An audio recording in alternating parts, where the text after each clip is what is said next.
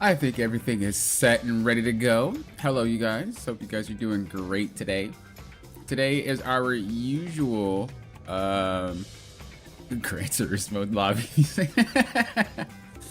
Today is our usual Saturday, and on every Saturday, more or less every Saturday, we do replay reviews for you guys. If you guys want free replay reviews, make sure you check out the Discord. There is a tab where you can write your replay, you can write your code, and you can say why you would like to have your replay done.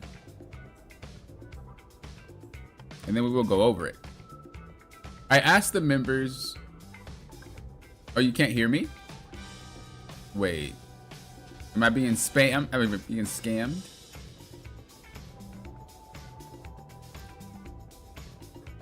Because it looks like you should be able to.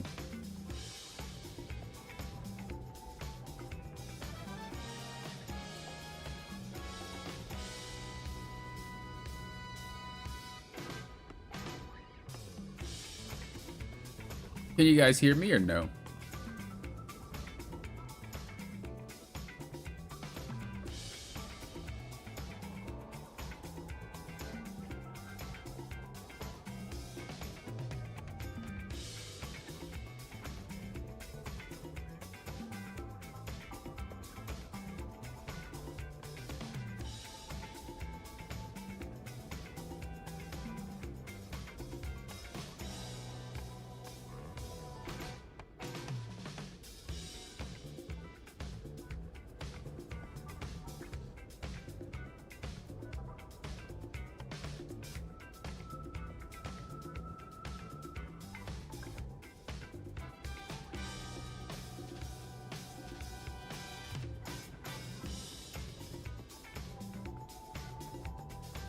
You guys should be able to hear me.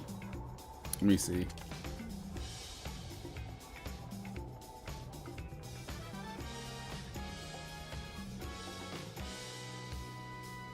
Nothing changed since yesterday. So everything pretty much looks the same.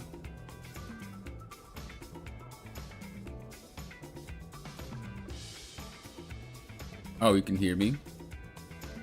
Productions, why are you lying, bro? I tested it before I streamed, but I don't know if anything has changed since then.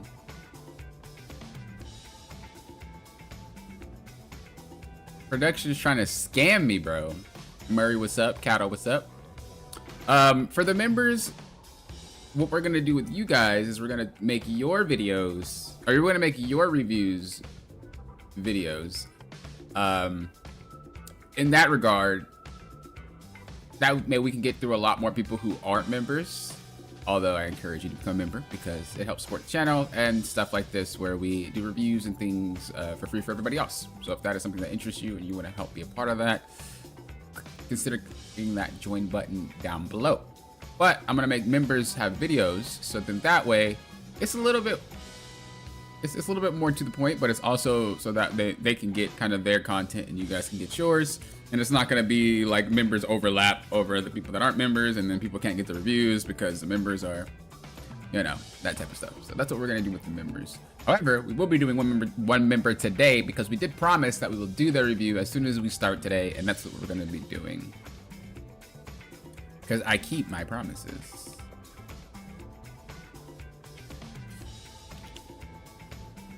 Adolfo, what's up? Hello.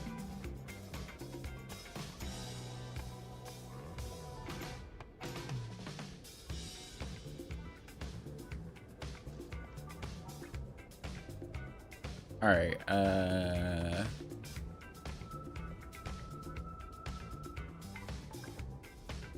me open up the replay review tab for you guys. Or not the replay review tab, but so you guys can see what I'm about to read.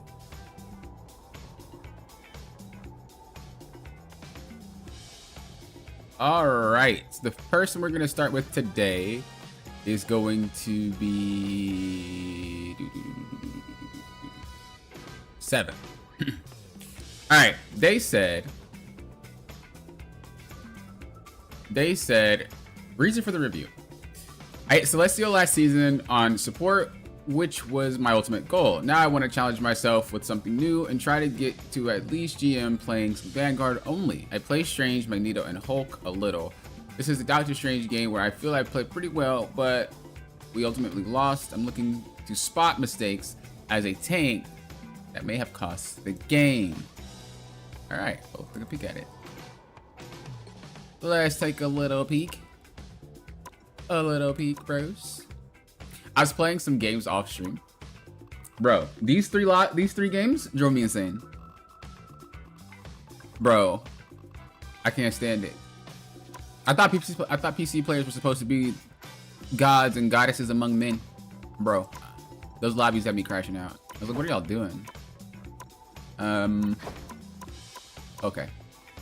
Put it here. Boop. Bop. Let's load it up.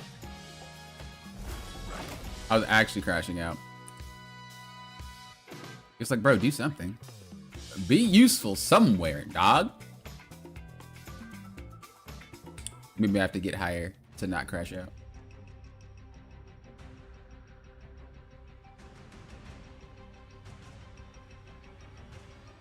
Lord, what's up? All right, so let's check on the Doctor Strange here. Let's see what's going on. Let's see what's hanging. Oh, I was gonna plug in my control, but I forgot. Lauren gave me a master class in keyboard mouse and keyboard spectate mode. so I should be able to do it. You almost forgot about the replay reviews, maybe because you never get any? Have you thought about that? Have you thought about that one? All right. I don't recommend ever doing this portal thing. It's just a waste in my opinion. Yeah, you can get some cheeky KOs, but like it doesn't really matter too much, especially because their spawn is right there. And I don't know. It just doesn't really give an advantage. Should you need to use your portal, over time you don't have it. I don't recommend doing this. I tell people this all the time, yet I see it all the time when I'm doing coachings or reviews. So apparently you guys don't really care, but in my personal opinion, I don't think you should be doing this. Yeah, you can get some ult charge off of it, but like, unless you're a really high ranked player, you don't really need to have ult first.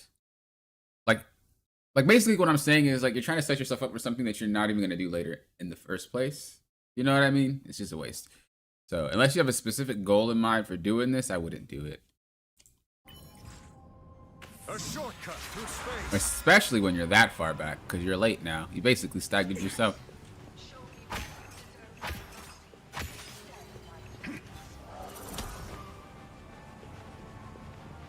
All right.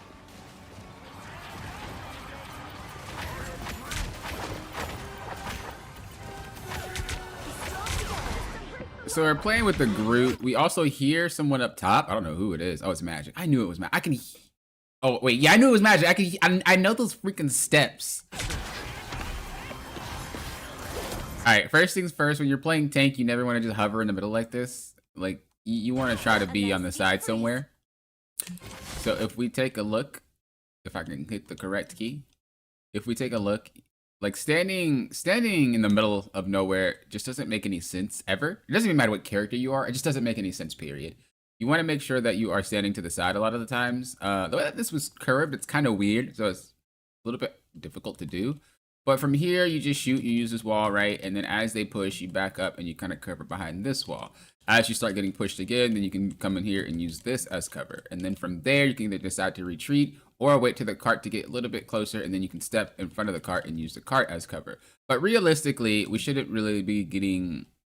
really shouldn't be just out in the open, just backing up like this and fighting. What's gonna happen is Groot's gonna wall you or Emma's just gonna run you down. Regardless, there's not enough defense. And on top of that, if you take a look at their comp, they have a pretty brute force heavy comp. Like the Magic can just dive your backline, which then distracts your healers. And if you're not in cover, you're gonna get KO'd because it couldn't heal you. They have a lot of frontline damage, so definitely wouldn't recommend doing this on anything, actually. But let's see what happens.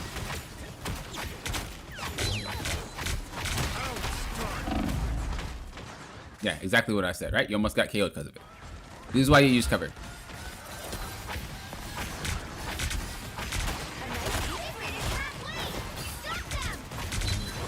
I will say I do like that you're not shielding all the time. It's pretty huge.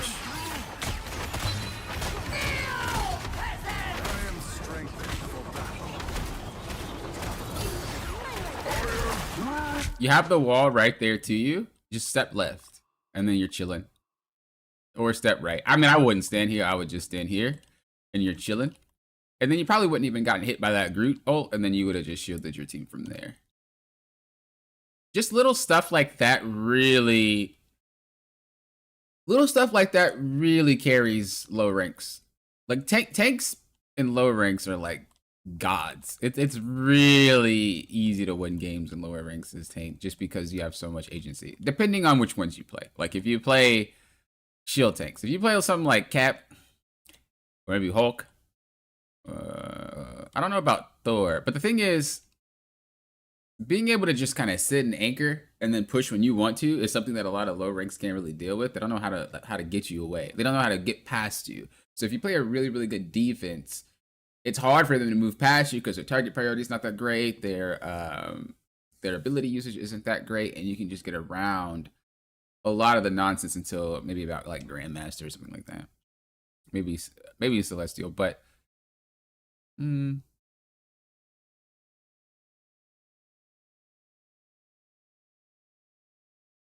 I don't know actually. I would say high Grandmaster. I don't know. I feel like even in Grandmaster, just having a tank that doesn't move is insane. This is real firepower. How did he get KO'd there in the oh, you all got KO'd there. I have unfinished business here. That's wild. Now you see this is an instance where having a portal would be great, because if you look at their team comp, pushing into this is extremely hard, especially from spawn. If you had portal, you could just set yourself up and you're chilling. But you don't have portal, so you have to walk through this. Your team has to stagger through it. You guys probably aren't going to be able to hold this point, but we will see what happens. The only reason you should never do this, well, there's two reasons. First of all, you don't have your meter charged to like 70 to 80, so then you can smack someone and then like you can shoot melee and then Maelstrom, you'd be at 100 after your Maelstrom. You don't have that, so you're never going to get the 100% max Maelstrom. On top of that, your team's not really there to capitalize. There's nobody there. When you ult as certain heroes, you're not really trying to solo play. You're trying to ult so your team can capitalize on whatever you just did. That's the huge part of it. It doesn't matter what character you are, what role you are. Ulting when your team is around is always the best part, because they can they can capitalize on what you do. So be very careful about just kind of like solo ulting like that. And on top of that, you definitely didn't aim it. You just kind of went for it. The higher you go, the less this works. You have to wait for people to use their abilities, like fade. You have to wait for people to not really be paying attention. You have to wait for them to commit to a push or something like that. But basically, you just jumped and ulted when everybody wasn't really doing anything, which means it's very easy for them to react out of what you just did.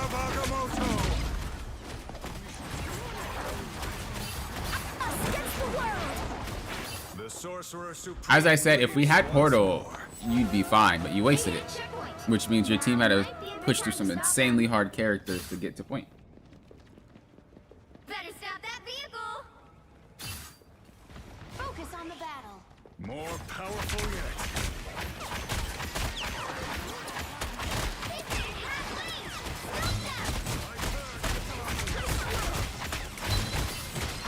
Nice.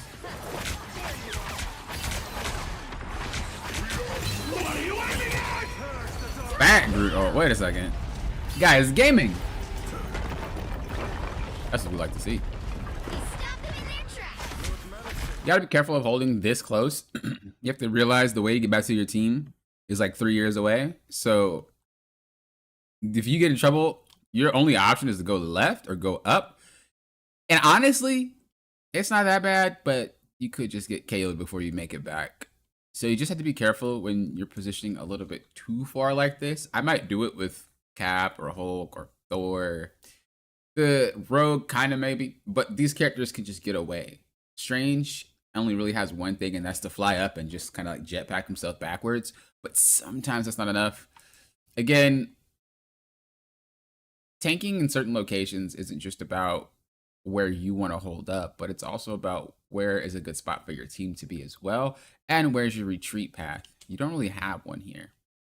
Don't really have one here, but we'll see how you play.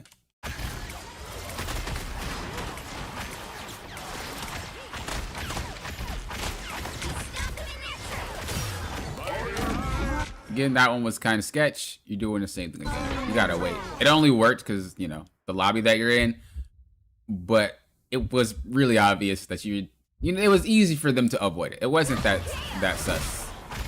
You got away with it though. Be careful. I will say getting the repetitions out is not a bad thing though. Like, the more you do it, the better you'll get. So I'm not saying never do that, but calculate a little bit more. I just know because the higher you get, the less that works, man. It does not work that often. The amount of strange players that get successful ults in higher ranks is really low. Unless you capitalize on, like, their engage. I don't mind what you're doing here. Just have a little bit better target priority. If we go back just a smidge.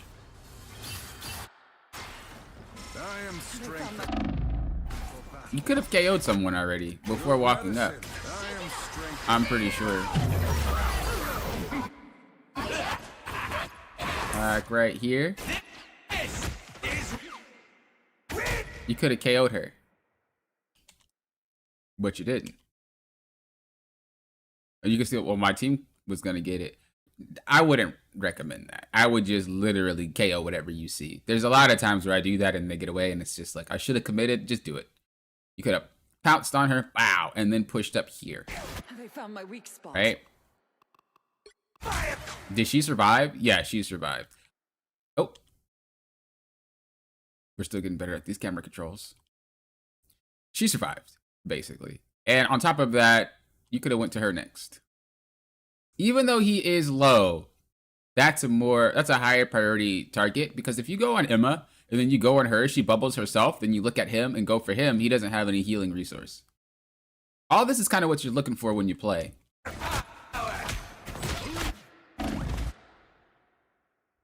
So we check on her again. She's still alive. She could have been KO'd. If she was KO'd, Groot would have been KO'd because your team wouldn't have to worry about the Emma.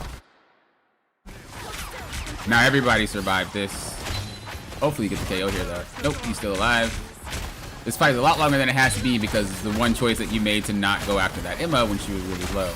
You guys actually ended up losing the fight because we didn't go off to the Emma. That was a better one, but you know, just given the circumstances you weren't gonna survive it, I wouldn't have done it, but that was a better one. Everyone was pretty preoccupied. I like that one. Like again, you miss every shot you don't take. However, your team was getting picked off, so it wasn't really necessary for you to even ult. It wasn't going to do much because your team couldn't capitalize.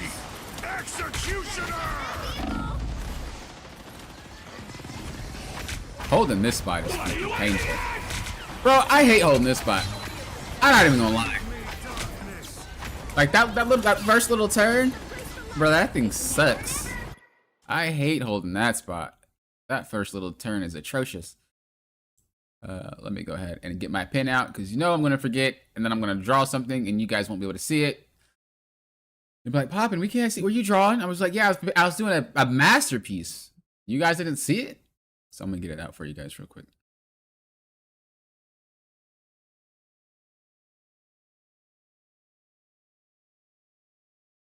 So far, though, do we have any questions? Anyone have any questions about anything? I mean, everything's been pretty straightforward in my opinion. There's nothing too fresh or fancy. Everything is pretty, like, cut and dry, you know?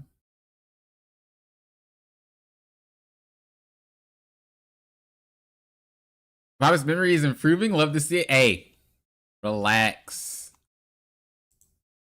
Hold on, we have to go in borderless mode.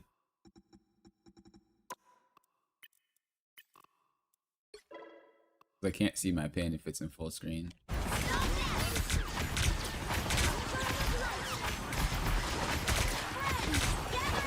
For this, I would like to see you swing wide and go here and fight.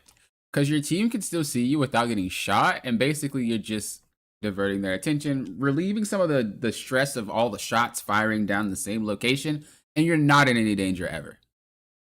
And then you can walk up if you need to and continue to do what you're doing, but I'd like to see you swing wide there.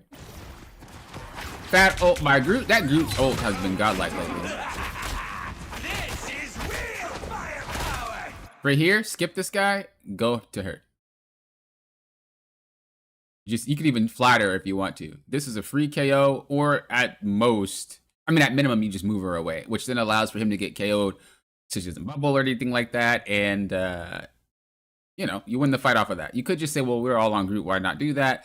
I'm not saying it for this particular fight in general, but more or less, I mean, I am saying it for this fight, but this is just something that you should be getting used to. The habit of saying, okay, well, she's really out of position and we're kind of winning. Let me go after her real quick to end this fight a lot quicker. If you do that type of stuff, that is going to be how you close out fights a lot faster, and they're not going to be able to react. But it's possible she could throw a bubble down and this guy can survive. As I said before, though, you have way more teammates than they do. Obviously, took out all of their team. But in the situation where they don't, and it's more even, or you guys are losing people and they're losing people, and it's like, oh my God, we need one decision to win this fight, and all you have to do is walk back there or jump back there on her, and she can't play the game. That's all you need to do to win the fight. So, again, think about things like that.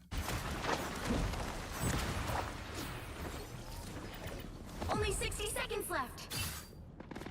Focus on the battle.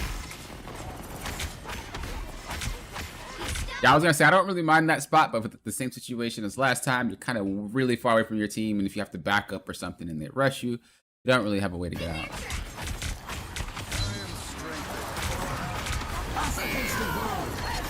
Just back out of this, let your team get KO'd. Not really much you can do if they don't survive. Oh, we had Cloak and Dagger counter? We did. Okay, I was gonna say, in this situation, if they would have portal like that and their Cloak and Dagger ults, and just back off, because you don't want to start staggering yourself. Let them get wiped, back off, restart. You're already in position, you're already ready. You take the next fight. Luckily, your Cloak and Dagger ulted, so you guys can continue to fight this fight. By the Keep that in mind. Judge, jury, executioner. Okay, so I'm gonna tell you this. You do not need to jump every single time you want to ult. Every ult that you have done, you decided to take flight to do it. You don't need to do that.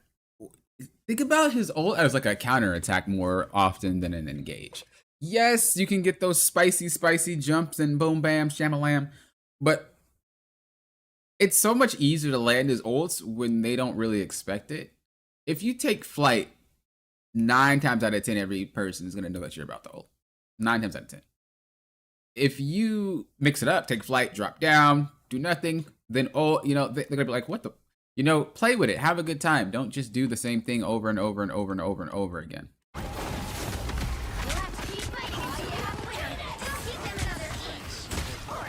I would have saved the ult too, by the way, because you didn't really need it for that fight. By the eye of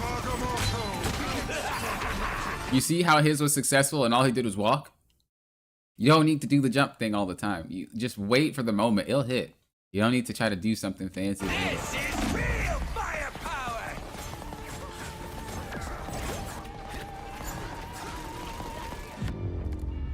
The current score is 0. Why people pick Jeff for 3. this and Clintar, knowing they can't do anything with him, really? I noticed that they usually pick Jeff when it's overtime, but I guess this guy's just kind of... There's a few spots where you can drop people off the map, though. Also, I wouldn't say this map is bad for Jeff. There's a lot of straight shots. That's kind of what he likes. I mean, I don't like Jeff, period, but, you know.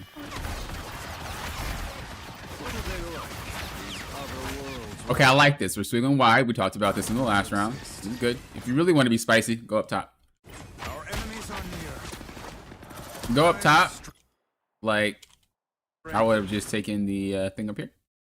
Go up top. Check to see if anybody's up here. Check to see if anybody's over there. If they are over there, hit them, try to get them down. Basically what Thor's doing. This is what we're calling clearing out angles. Sometimes it doesn't matter what role you are, you're going to need to clear out angles. This makes it so that your team knows that nobody's there. And it also means that if there is somebody there, you take them off of that angle. And it makes them run away and push back. And now they're out of position when you guys are in a great position and you're able to push a lot more. So whenever you are on maps like that you can just kind of clear things, go ahead and do it. It's not going to stop your push either. Luckily, the Thor is doing it, though. Be careful about walking too close to Emma. You know she'll probably snatch you up. Also, you have to be careful because you know Groot will wall you. In a situation like this, just swing wide. If you would have swung wide, you would have seen that beacon that's chilling right there. But yeah, in situations like this, just swing wide. Swing wide. Use this as cover. Boom, boom, boom, boom, boom. They have to respect you. They have to back up. You're pretty much creating space, doing nothing other than just swinging wide. But a lot of players, even in high ranks, they just tend to like just brute force, walk, walk, walk, walk, walk. You can move people back if you just surround them. It's scary if there's a guy there. You're gonna be like, well, I'm gonna just back up. Versus if you're just trying to shove into them, they're just gonna try to counter shove you back. It's just all about angles. It's all about positioning. It doesn't matter what role you are either. That type of gameplay helps a lot. Moving. Oh, I see you.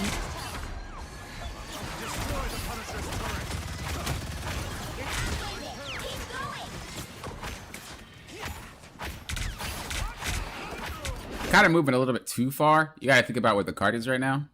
Nowhere near, right? You could chill right here real quick, let the cart get a little bit closer, and then decide to maybe walk this way, and then you're kind of escorting, and the cart's still there, your team's still there, and then, you know, move like that. But you're just trying to like keep going and going and going and going, and eventually that backfires. It also keeps you in the middle of nowhere like this. You're only getting away with it because of the rank, and I'm going to continue to say that because this isn't normal gameplay. You're not just doing this and getting away with it. You will get KO'd. The vehicle reached a checkpoint. Like, you're way too far for no reason. The more you play, the more you'll learn, though.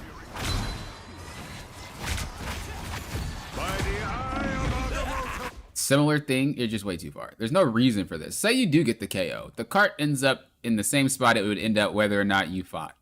Right? The cart's not going to move faster because you just wiped their team. They're going to get wiped and they're going to come back and the cart's going to be right here. Whether or not you did anything, the cart would eventually end up right there if you just waited.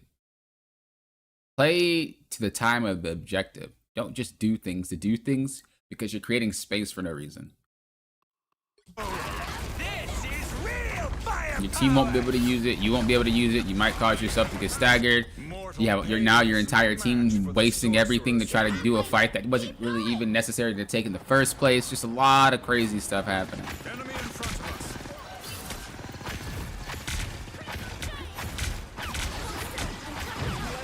I like this. I like to see you bob and weave to the left side though, like this. You know, give them something to look at. But I like what you're doing. You're like in the cover, you're shooting. I like that. I like that. Just again, swing a little bit wide. Let them know I'm here. Boop, what's up? Boop, what's up? Boop, what's up? You know, stuff like that. It also gives you more angles because if you were here, you would see the Punisher move into that back right there.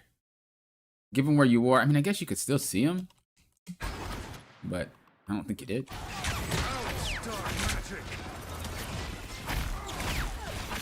I noticed that you go forward a lot without checking on your team. I don't know if you're on comms. If you're on comms, all right, forget I said this, but if you're not on comms, you can't just be walking because you want to. You hear Punisher bullets to the right. I hear them. So I know you hear them because you're playing the game. You can't just keep moving like that. You have to react to what you're hearing. You have to play to your team. Like you're basically playing like nobody, like the fight is only in front of you and it's not behind you. Nobody's getting attacked. Nobody's in different weird angles or anything. You're just like, well, the fight's totally in front of me. And, you know, that's that. That's not how it works. The fight is happening all around you, and you need to make sure that you're picking up on that, because if you decide to move forward when something is happening back there, you're going to get KO'd, or they're going to get KO'd, which will then lead to a stagger, and then everybody will be wiped. You got to be really careful about that.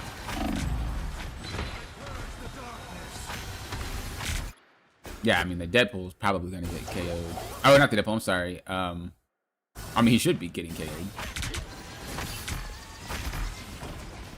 I thought you were red, though. That's why I said it. And then now your team's fighting and you're backing up. I think you're just having a hard time reading the fight. I think you're just kind of brute forcing yourself, and if it works, it works. If it doesn't, it doesn't. And you don't really know what to do when it doesn't work, and then things just kind of fall apart. It's very like,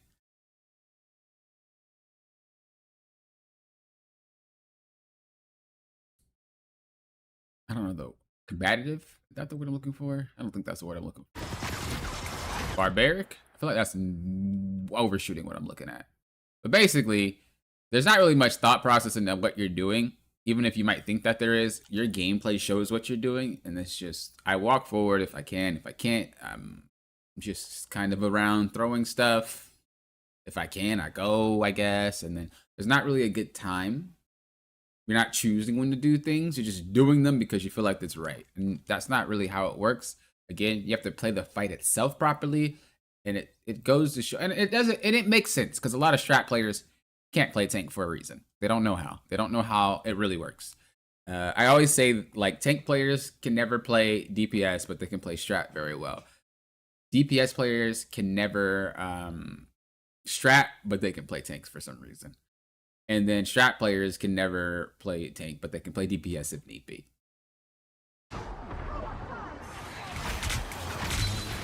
So then we walk forward because we're allowed to, right? Or we get KO'd.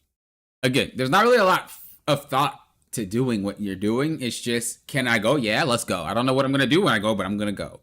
If I can't go, I guess I just sit here and just kind of sit in the middle of nowhere and just fire stuff. Like, you're not like, okay, well, let me hit this person to hit this person. Let me do this to charge up and do that. Let me do that and do that. There's not really any direction with the gameplay itself. It's really just, can I go? I'll go. If I can, I won't. And that's not really the type of gameplay you want as a tank.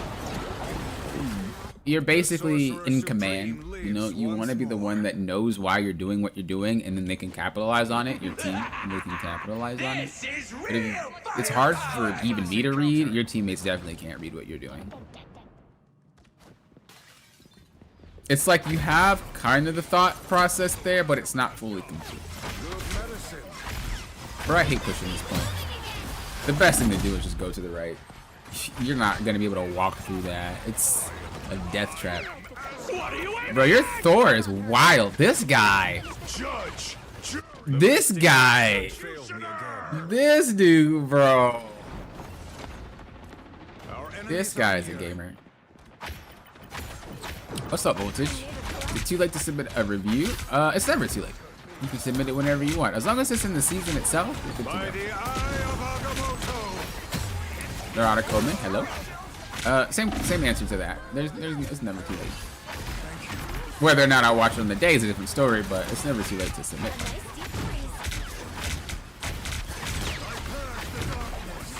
So the same thing kind of happened there. You go, but you don't have. Like, why do you do it though? If we can just figure out the why to a lot of what you do, then you would probably be way more successful. Because you're not doing anything necessarily wrong. But like, look when you're able to do stuff. Like, what are you actually shooting at? You go for these Hail Mary ults. If they work, they work. If they don't, they don't. Right, and then you start fighting again, right here. But what are you aiming at? Who are you trying to get out? You're just throwing the throw. You have no idea who you want to go for. They're just clumped and you're like, I'm firing my shots. It's hitting somebody. You guys are all together. Are you gonna block for your team? Are you going to walk at the Punisher and pressure? Are you going to build up your Maelstrom and then go at the Punisher and one bang him or one bang the other strat? Like, are you going to shield from the Magneto and maybe go left and attack the depth? Like, there's so many options, but you're taking none of them. And that's your gameplay in a nutshell. There's like, you're just existing. You're just existing. And that only goes so far. When your team is garbage, existing ain't enough to win, let me tell you. You will lose every time. You have to do more than exist. You have to do way more than exist. Hands are shaking again. Focus. Bot, what's up? 60 seconds left. The creatures of the night shall. Right, again, pick people. Don't just hit just because you can hit. Like choose where you want to stand and then attack who you want to attack. That's the two things that I want you to work on. It's like, bro, where do I stand and why? If you can pick that spot, you're golden. And then who do I attack and why? Those are the two things you need to answer. And when you can answer those, your gameplay will skyrocket exponentially with tank for sure. We can work on your Hail Mary ults another day. You see, like, there's no reason to even attack that guy. Just go to the cart and then shield everybody and let this fool get lit up by the rest of your team. Okay, we ult. Okay, did they ult? You have to realize the spot that she ulted from is actually not in the spot of her team, so you could have walked down here. Whenever Cloak and Dagger ults, you got to pay attention to where she started, because sometimes they will do this. You could have walked out, KO'd. The fight would have been over already, and then you turn around and win. But like I said, the way that you play, there's not really thought process. You just exist. Judge, You just exist. jury, executioner. Now, I will say this. I've climbed every single role, right? You guys know this. I've also climbed on PC and console. So I actually have a lot more knowledge than... obviously someone who's learning tank. And it's been a long time since I've learned tank in a hero shooter essence. For you guys that are still learning tank, or for you guys that are still trying to clean up your Doctor Strange or your Magneto, do you feel like I'm approaching this incorrectly? Like, do you guys feel like we get what you're saying, but that's all too much to think about as I'm learning? Because that could be a thing. I don't remember what it's like to learn this role. I feel like I've actually just always been decent at it just because I tank in other games, period. So I kind of understand the team dynamic and stuff like that. But from someone who's playing strategist, hopping into tank, I know that's a very hard thing to do.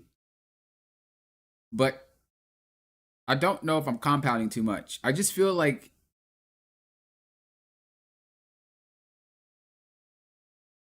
yeah, I can be saying like, okay, well, you gotta, why are you standing there? Learn why you're standing there. Attack, learn why you're attacking that. You see how you backed up with the Cloak and Dagger ult when you could have easily went after that. Like, is that too much? And it's like, that's a lot to process at the time. Or you feel like that's kind of valid. It's just he wasn't thinking about it. Because those are two different avenues, right? Saying that they weren't really thinking about it, what I said makes sense. But if you're like, that's a lot to think about while I'm already thinking about what I'm thinking about, I need to take a step back. And I haven't learned tank in a very, very long time, so I don't know exactly what's happening. But the player reached Celestial on strat, so there should be some of that thought process and ingrained to be able to say what I'm saying. That makes sense. You know what I mean? If that makes sense. But what do you guys think? I learned to play more tanks because of you. Oh, I find myself hearing you in my head. Aim, pop, and aim. Yo, sometimes my aim do be off.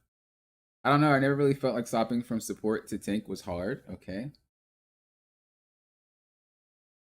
I think there are times there's a lot going on and you kind of just default to default. You need to be able to maintain your cool even when the game doesn't let you. I think a lot of people don't think while they play at all, so it's hard to say. Well, I just don't want it to seem like I'm compounding 3,000 things on top of what they're already thinking. But just in the game itself, it seems like that's not happening. Like the thought process isn't happening. And we need it to happen to play tank. That's what I'm saying. But it could also be they are thinking about a lot of things, and that's just something that they're not thinking about. So I don't want to be too hard, so to speak, and be like, well, we should be thinking about these things, and we're not. But at the same time, they are a Celestial player, even if it isn't in tank. So it's kind of like it's a catch-22 here, to be honest with you.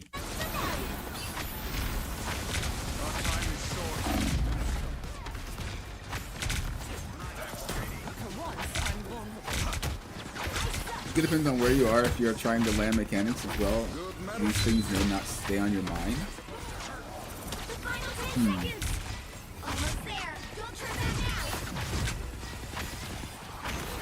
Okay, so like even in this instance, nothing chaotic is even happening. And we're falling under the same of I'm just existing. Do something, you know? Like it's not like you're bad and you're not, it's just you're not doing anything. You have to play the game. You have so many options here. You could walk up and shield off this guy and let Magneto get, you know, shield off the rocket, let Magneto get clapped. Emma's gonna be scary, so be careful. But you have numbers advantage. Shield them off.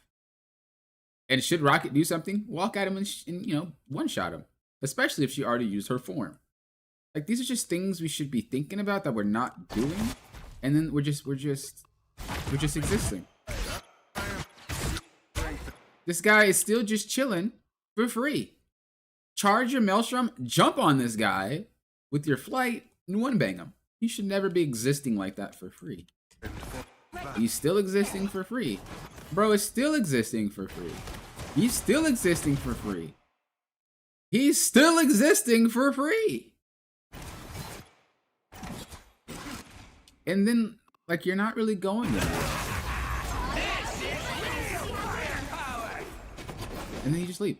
Like I said, I'm only harder on you because you I don't know if you currently are, but you were a Celestial player, right?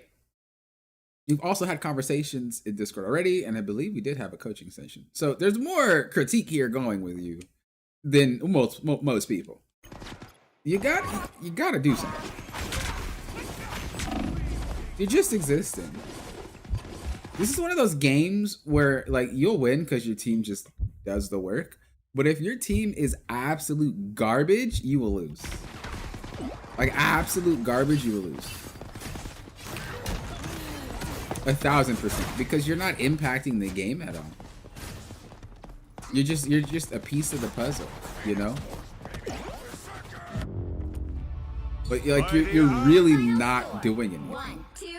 And that is something that I need to put emphasis on because the tank's job is to do something. The tank's job is to be scary. The tank's job is to find picks if possible. The tank's job is to force, create space, do this, do that. But a lot of it is just kind of like, you exist. I'm here. You guys can play the game around me if you need to. I'm here. I'm doing something. And, you know, that's gotta change. That's gotta change. So the things that I would definitely have you work on would be when you're standing in certain locations, why? Use that cover for what? Why? The other thing would be target priority. Why am I hitting this person? Who do I need to hit? You know, who do I need to combo? Other thing is stop these Hail Mary ultimates. Really just ult for a reason. Don't just fire it and just expect something to happen. If you know that it's going to hit, then ult. Otherwise, don't even really try to do it. And then the other thing is you got to be a bit more of a presence. You're just kind of there. You're kind of just, you're just floaty. You're just like, hey guys, hey, you guys doing good? Okay, I'm glad that you guys are good. Okay, we'll play. None of that game screams, bro, you're doing something, you know? And in order for you to climb as tank, you need to be doing something.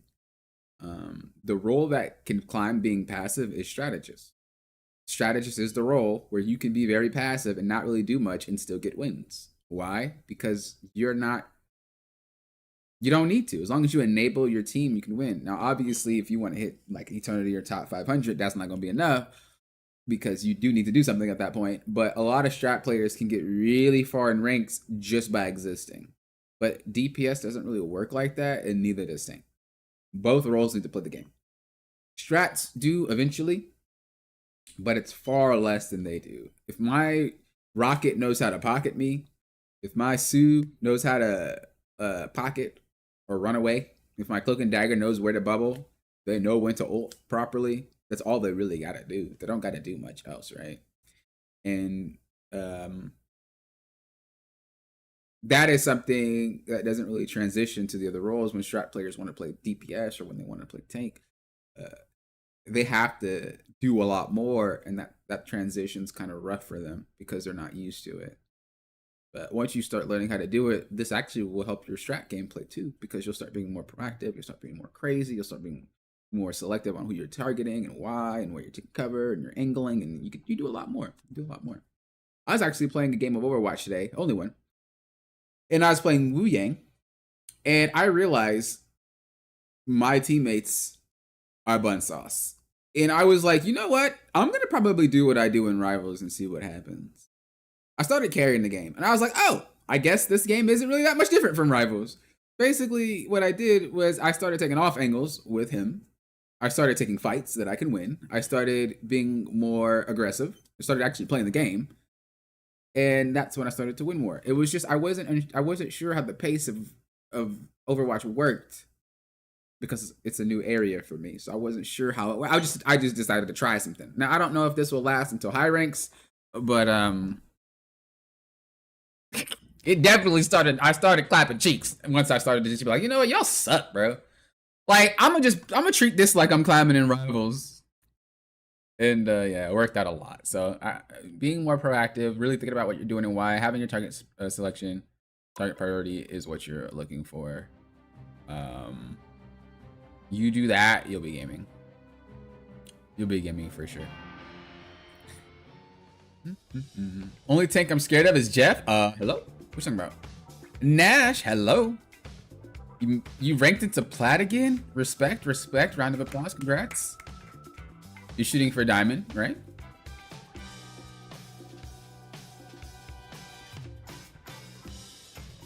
I think it depends on where you are. If you're trying to, I think you need to first take a deep breath and just think. Yeah, I mean, you have a lot of time to. You have a lot of time to think.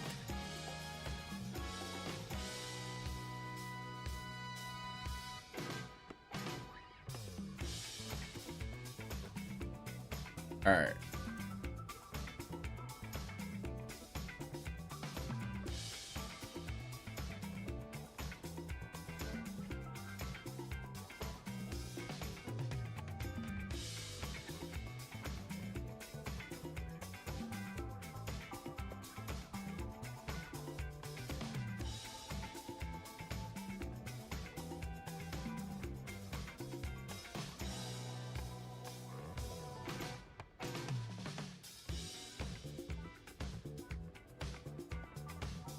This one's kind of rough because this player wants me to look at a custom match. That's not really the same as solo queue.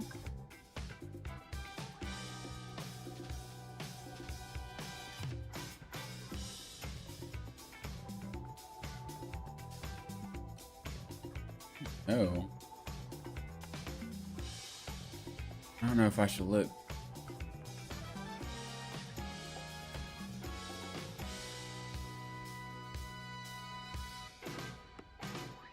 What do you guys think? Should I look at it, chat? I mean, I want to help as many people as possible. You guys know that I really do want to help people. That's why I do these, you know? But I feel like in context, it doesn't really help you guys because you guys aren't custom players.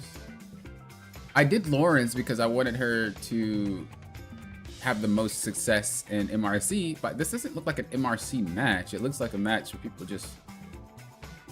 I don't know. What do you guys think? Should I do it or not? Should I just say screw it? I don't really ever see them in chat either, or in my Discord. So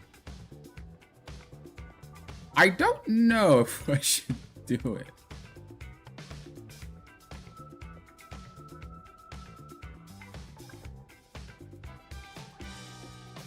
That was a long shirt right there as a tank. You should be pushing up with that cloak to secure space and kills for support.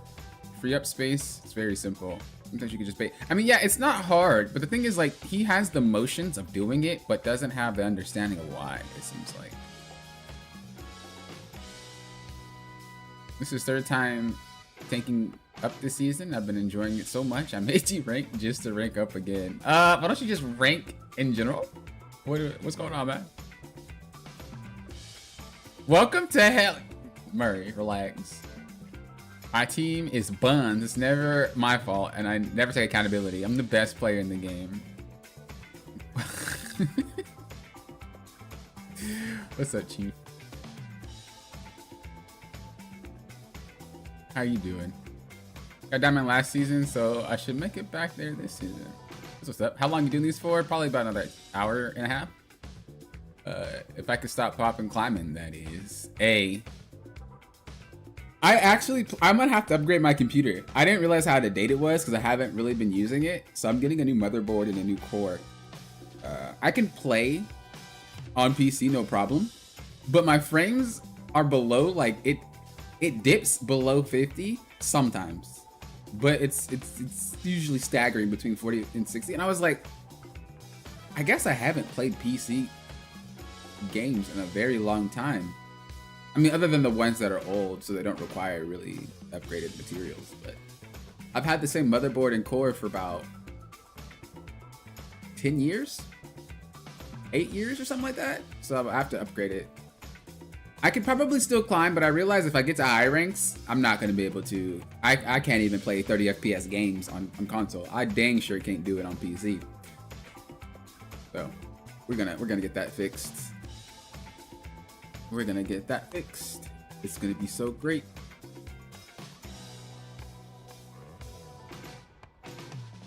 I think I'm also gonna play Cat Blade and White Fox because I thought about it and I was like, I do want to play Iron Fist and Magic, and I do want to play Black Cat, but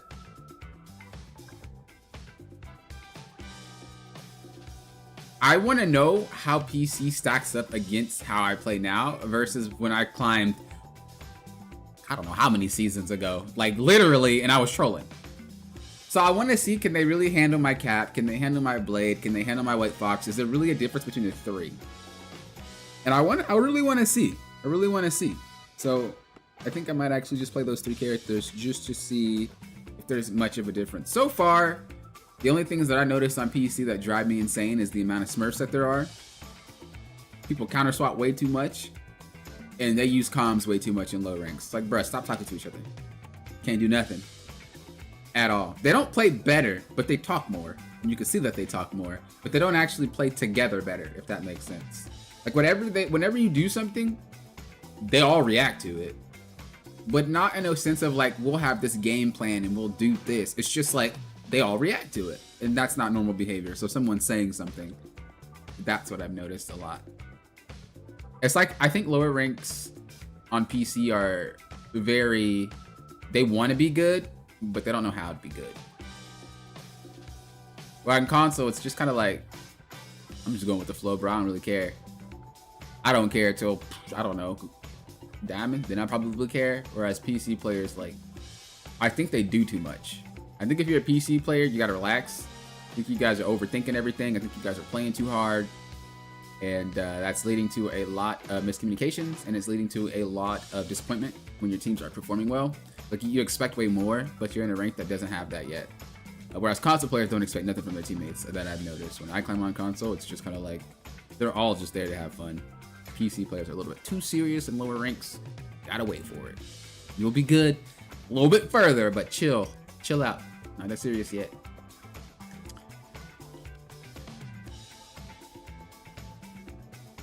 Below 50, I have frames below 30. Wait, Kato, what? Is that why you play Rocket? That's crazy. Yeah, I can't do under 50. I'm crashing out. So I need to upgrade my hardware. I wish that they just allowed you to play console. If you want to select PC, select PC. Like, bro, why does it matter? You're allowing us to use a controller. You might as well allow us to use our console. I mean, it must be difficult to pull that off, but I wouldn't mind it. I would enjoy it. 7 KDS, what's up? All right, I won't do the custom. Let me see. I'll ask if you're here.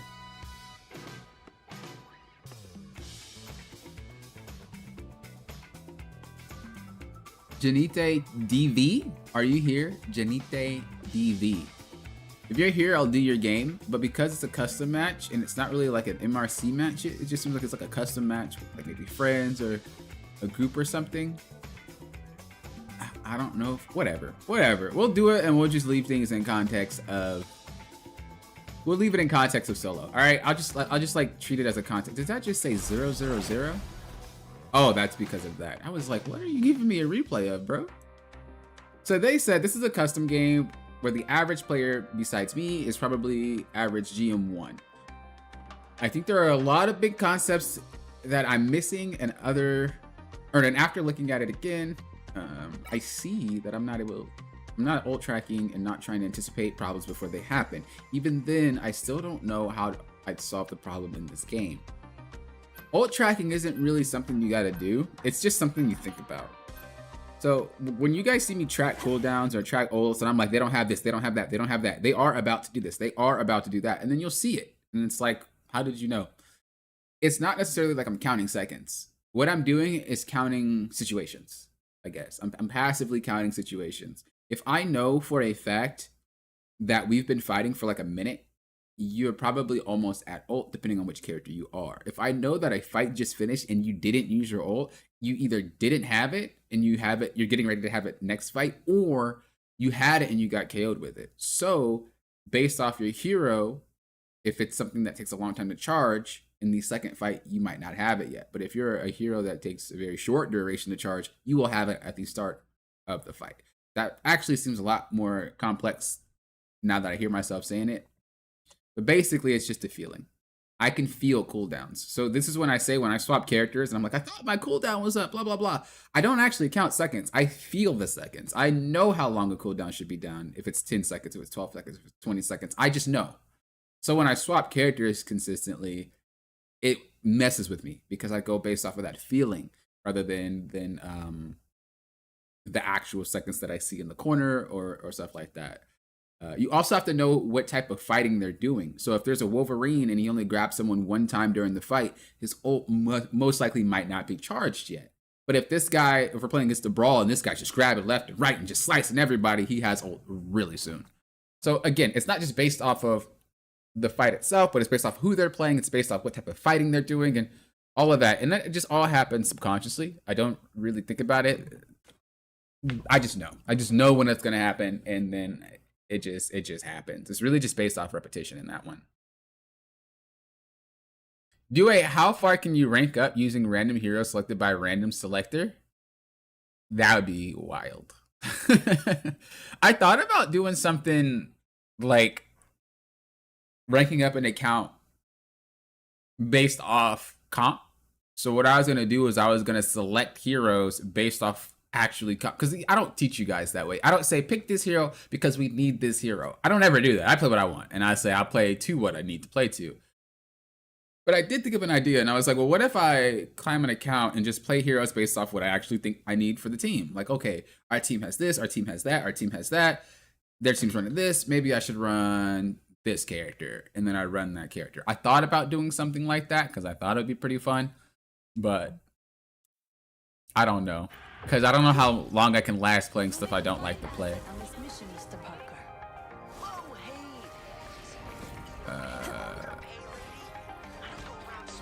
You would get burned out doing that? Yeah, I like to play the character that I like. I don't like to pick for the team. I'll pick if I need to, like for real, but I generally just play what I want because I really want to know. I just want to have fun, you know, have a good time. All right, we're playing Magneto into Penny. What we're looking to do is try to break that nest. So you're going to try to get yourself around this area when you can. So shove her back as much as you can. Get yourself around this area. Honestly, you don't really need to be patient about it. You can just walk. Walk here, chill. If she decides to grab you, your entire team will shoot her. She already used her form though, so after this wears out, you don't have to worry about it. You can just start walking. She's trolling. Okay, well, you would have had to wait before you moved. No, you did right. Look, she's half HP. You gotta keep going. You have an advantage. You have a resource advantage. Not only is she half HP, but... Oh, never mind. You lost 2 teammates. I understand. Okay, I was like, don't do that. But you lost 2 teammates. They're running triple tank with Thor. Ugh. I would have just quit the match right here. Bro, Thor in a triple tank comp with like Penny is so toxic. It's so toxic. And you guys have a Spider-Man to deal with. Oh my god. This is rough. So this is one of those fights where you're just going to play off having ult. There's not really much you can do. You can't really look for a pick that often. You can't progress. You have to wait for your team to get a pick, or you have to play off of ultimate, period. That's all you're doing. So you just hit as many people as you can, charge that ult, look for a play off of either your teammates or you. You're waiting for an ult. You're not playing this game. It's gonna be a very, very boring game for you.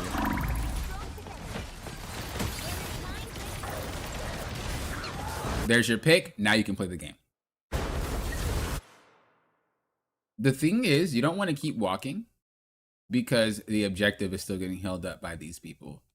So ideally, you would turn around and start fighting because you don't need to create space that your team can't use. Oh, I walk up and I create space. Cool. Okay, but they're still back there. And the cart's still back there. You know, you're not really using what you're creating.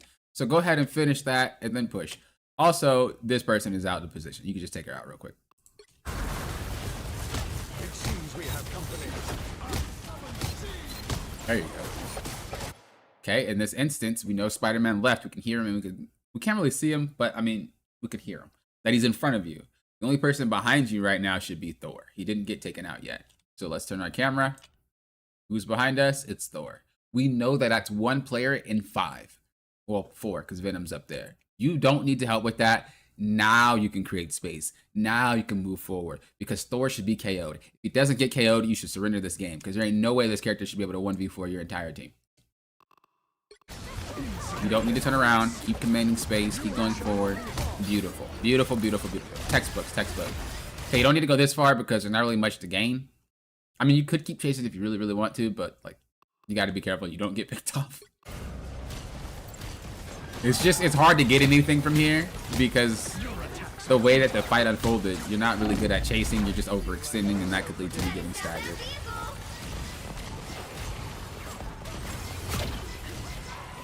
Just like what happened to her. Now your team is close enough. If we look behind us, they're able to see you. You can move forward. Push, push, push. Move forward. Be right here. What your goal is to do is move from cover to cover. If you really want to, you can move here first. Start shooting, bow, bow, bow, bow, bow. And then as the cart approaches and it gets kind of like in front of you, you can use the bus to walk to this direction. And now you're closer. And then as the cart continues to push and gets right here, you can use the bus again as cover. And you can just start firing wide like this. Basically, you want to treat the game just as a whole bunch of blocks. Just use the blocks as cover every time you want to progress. Don't just move. Try to go up from here to here to here to here and try to move them and move them and move them. That's how you play tank. That's how you approach without taking a lot of damage. That's what you're looking for. Even if you're a melee hero, that is the type of gameplay you want because that's a really long stretch to just be walking in the middle of nowhere, right? Which, of course, you do. Of course you do. Behold the god of thunder! But it ends up like that. It ends up like that. My power. And you could be saying, well, Poppin, that doesn't make much sense because he didn't really get shot or poked. How did he end up getting KO'd? It didn't really match what you were saying. Well, when you're holding cover, it's hard for the enemy team to be able to move and push you because you're in cover, right? If I'm, let's say, let me actually illustrate it and not use my hands this time so you guys don't have to imagine my stupidity. If I am here and the team is here and I'm right here, well, look, that's me. Okay. Is it harder to push someone that's this or is it harder to push someone that is this? Because what's going to happen when you push? They're going to back up. But if you're in cover and you're peeking out, what's going to happen when you push? Nothing. Nothing. They have to get you out of there first. The only way that they do that is by going around. So they'll have to do something like this. But if your team is able to shoot them as they look at you, they're in trouble, right? Like, if I'm turning to look at you and I'm getting shot constantly in my back, who do I deal with then? Do I deal with the mag or do I deal with the team?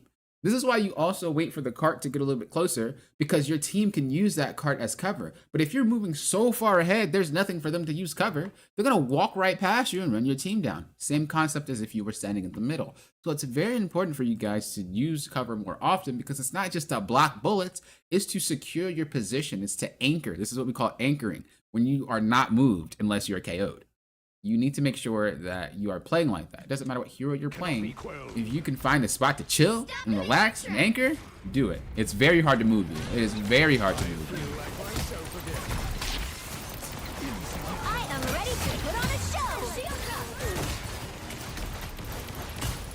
Does that apply to Groot if you're also creating cover?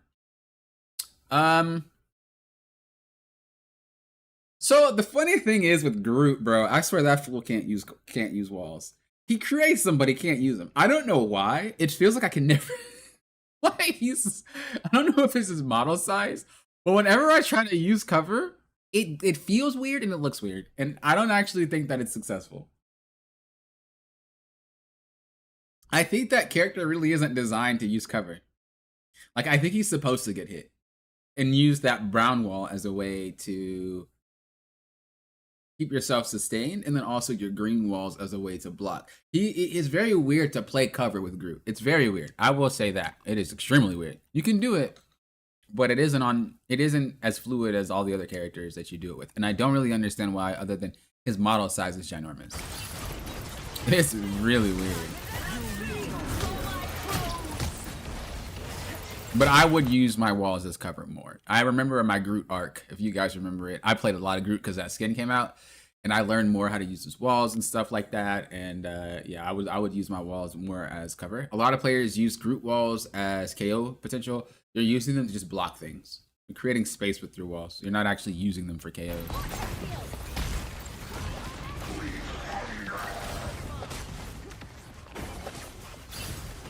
Only 60 seconds left. There's still a chance to stop them. Better stop that vehicle. Okay, don't really worry about it.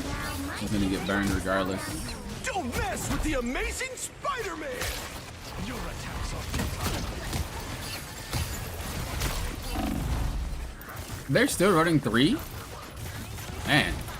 As I said before, you don't really want to look for plays. You just want to wait until your teammates get a KO and you can play off of it, or until you have ult. Otherwise, you don't really want to use it. I don't really know why you use that ult there. Magneto has a few ways to use ultimate, okay? So here, let me say this. A lot of people think that Magneto's ult is just used to snipe strats. It can be used for that, but he does a lot more with it. A lot of people also use it for like Star-Lord, Hela. You know, they use it for the obvious stuff. But his ult has a lot more uses than those obvious ways. One of them is just negating ults entirely. If a Bucky decides to slam down an ult, you're sucking up the shots, he can't get resets. It's also a really good push deterrent tool. If your team is getting like rushed at, start ulting. Nobody is going to sit there in front of you, and it allows your team to get their bearings back. It allows you to create space otherwise you wouldn't be able to do with a character like Magneto. You can use your ult for so many things. Do not just use it because of strat ults. Do not just use it because Hela ults or Star-Lord ults. Like, you don't just use it to use it. Really think about why you're using it, because it has a lot more resources other than defensive. It is a very good offensive tool as well if you use it that way. Clearing angles, as I said before, having those openings for your team to be able to push and move forward. If Daredevil ults and you want to ult on top of Daredevil, guess what? That character ain't never taking no damage. I mean, he already doesn't take any damage, but you know, it's what I'm saying. It's like he can use it a lot of different ways. Don't be trapped under the, I'm just going to use it defensively, because that's not necessarily how he always plays. And I only know this because I had to play Magneto and Doctor Strange for an entire season, and it was the most boring season of my life, but Cap was atrocious. He was awful. So in order for me to climb, I had to use those two. Bro, I didn't like it. I didn't like it at all. I had to get really good at using his shots. Eventually I got better, but I hate sucking on characters, and that's really what happened with Mag for a while. It was really hard to get good at that character. I did it though. But that is definitely one of the tips that I recommend for anybody using his ultimate. It's not just a defense ultimate. You can use it as an offensive tool as well.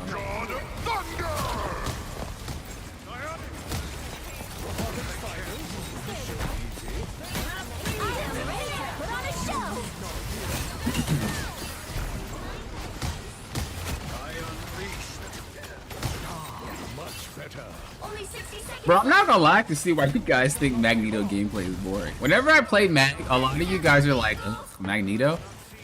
Bro, he don't do nothing.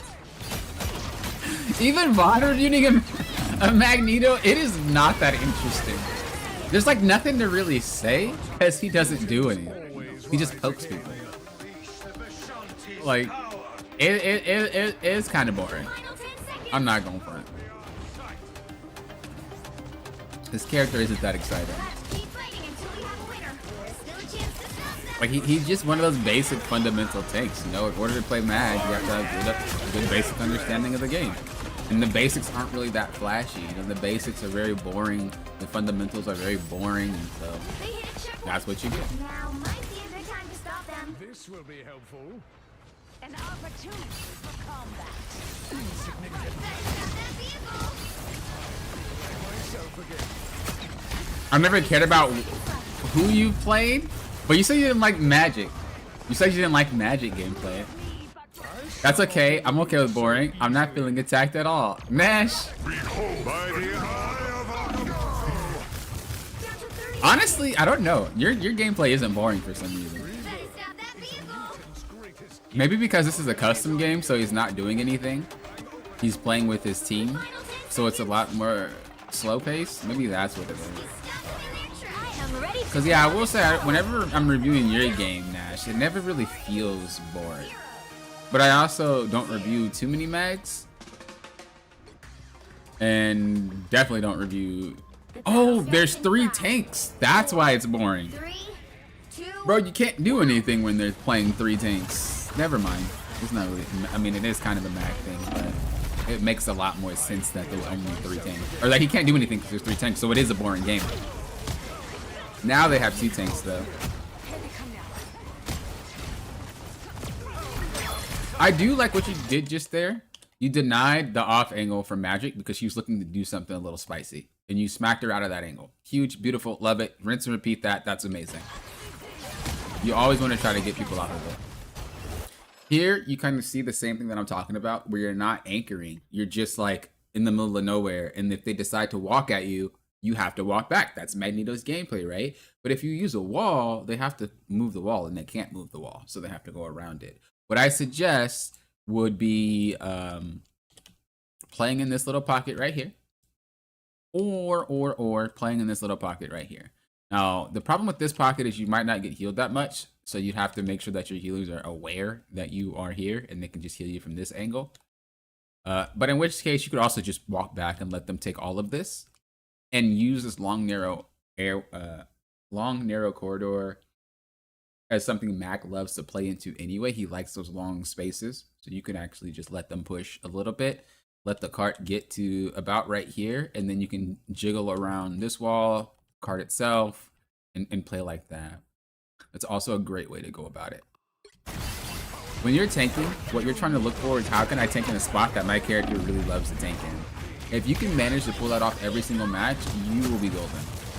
You guys see the games where I play Cap, right? And there's some spots where it's just really hard for me to play. And then when I have a really good spot, I don't move. Either I stall the cart indefinitely, or it's really hard to get me off of that location. There's certain spots for all the characters that they really like to play in. And if you can manage to set yourself up for those spots more often than not, especially as a tank, you will be much more at an advantage than the enemy team. So always think about that, about what does my character excel at and what don't they excel at. Well, the fact that you're not that great at close fights means that anything that's really in the vicinity of close range combat, you don't want to hold in. So let's just say Thor's right there and you're trying to hold right here. Well, it doesn't make much sense because he could just, like, what do you do, right? They'll just run you down.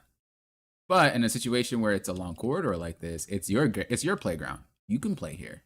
So this is what you're really looking for when you play. You see what I mean? Even right now, you're not really doing it right, and you're super low, but you see how they already respect you. You see how you can jiggle around this if you want to. You can play cover there, you can play cover here, and you can really just hold this entire angle yourself if you really wanted to, and if you played it well.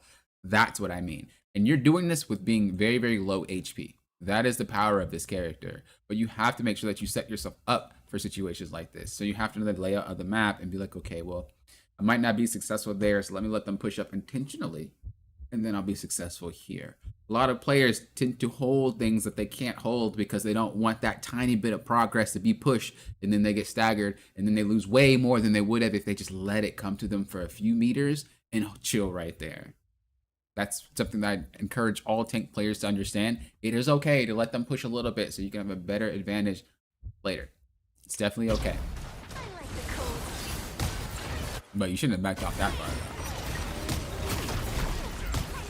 But yeah, look, you see how hard it is for them to get to you? When you learn little spots like this on the map, you will start being able to dominate. But you have to get yourself in those situations to do that.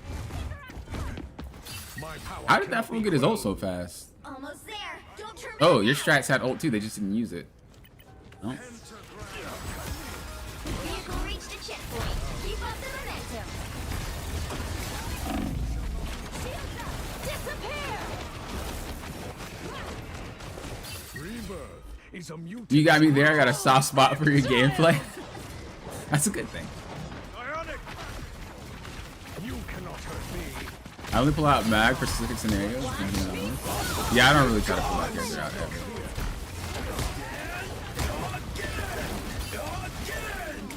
Again. You cannot hurt me. Get that vehicle moving again. Oh yeah, I do remember your team forcing you to play mag and you and Marcy. That ult wasn't really necessary. You could have done the same ult. As your team was getting collapsed on, you could have done that same ult over your team so that Thor wouldn't be able to throw his lightning shots. Strange wouldn't be able to use his auto attacks, or his primary, I'm sorry. Webs from Spider-Man wouldn't have done anything, and the cards from Gambit wouldn't have done anything. And of course, Invisible Woman stuff wouldn't have done anything. And then as they approach you, you throw it at them. Or you throw it on a tank. That thing does so much damage. And you win. But now you have a 1v1 happening with her, and your team can get wiped all the way back here. They don't, luckily, but it's something to think about, you know? And again, you are playing in a custom match, so your teammates, there's a lot more understanding happening. But if this was a regular solo match in ranked, that type of gameplay would help your team a lot. Halfway there. Keep going. Still waiting for more tanks? True. Next character is going to be a tank for sure. Especially because we just got White Fox and Black Cat. We just got one more month maybe to wait and we get a tank. Rebirth is a mutant's greed. Vehicle reached a checkpoint. I want a shield tank that's fun to use. A nice deep freeze. I want a shield tank or I want another mobile tank. Mutants always That's what I rise want. again. Give me one of those two. I'm chilling. Preferably one that can do both. You are under my protection. Disappear. The amazing Spider-Man. Final score. 3, 2, 2. All right, for the most part, for that replay, what I would recommend is just really using angles and holding them a lot more when you're playing mag, using your ult a little bit more offensively than defensively sometimes. However, a lot of what was happening in that game unfolded strangely because it was a custom game.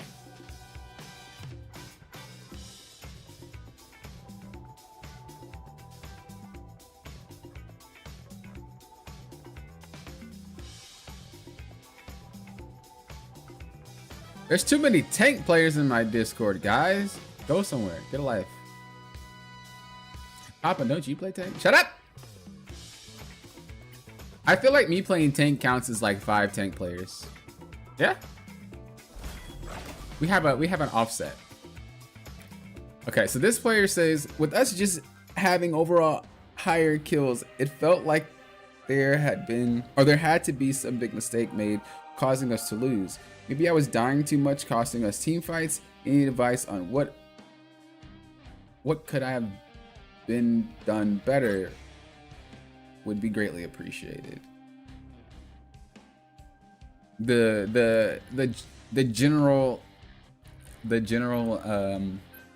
reason for reviews, we love those. As I always say, guys, it's better for you to give me specifics to why you want the review, so then I can get through the review a lot quicker and we can get other people to have their reviews as well. If you leave it too general, then I have to like watch a lot more of the game, and we want to make sure that we get everybody, Battle you know. starts in 5, 4, 3. We're playing the old Lindley. You need to stop that vehicle in its tracks. We're playing the Fist of Iron. So far, so good though. Okay. So first things first, go for the beacon. We don't know where it's at. Oh, just look left. Go for the beacon. If there's ever a rocket, just go for the beacon. You already lost a player anyway. You're going to have to reset, go for the beacon, take it out. What I'd recommend is not taking it out instantly. Wait till your team is ready to fight. Leave it at 1 hit point. So if he does notice that you're hitting it, he'll retract it and it's still on cooldown at least. But take it out a few seconds before you start fighting. So that way it's on cooldown for longer. If you take it out and your team already got wiped, it should be back up by time. And you lose out on the rocket being away. Excuse me. You lose out on the beacon being away. So you always want to make sure that you are waiting so you get the most value out of that cooldown once you put it on cooldown. I wouldn't lead with the kick like that. Just keep hitting him. Just keep hitting him and then eventually get low enough for you to get the shot off. You're like popping. I'm an Iron Fist Lord God, bro. Don't tell me. Look.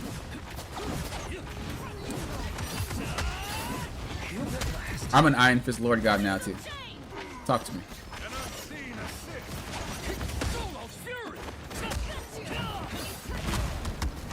I want to see you up above more often. You're too low. Like I want to see you up all the time. This guy basically has infinite jumps as long as you're touching walls. I want to see you up. I want to see you coming down all the time. If you can approach down, off angle. Don't ever just walk at people like this. You need to start creating opportunities for your team by having people not really know where you are all the time. But if we see you, it's very easy to react to you.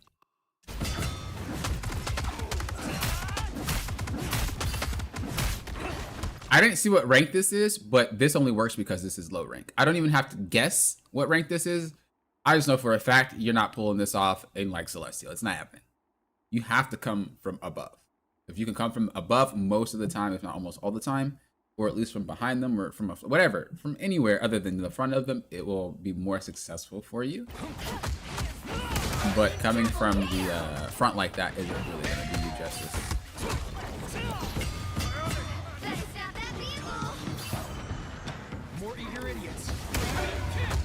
Yo, this skin's hot. I don't know why I didn't get it. I thought about it and I just didn't get it. But this is a hot skin.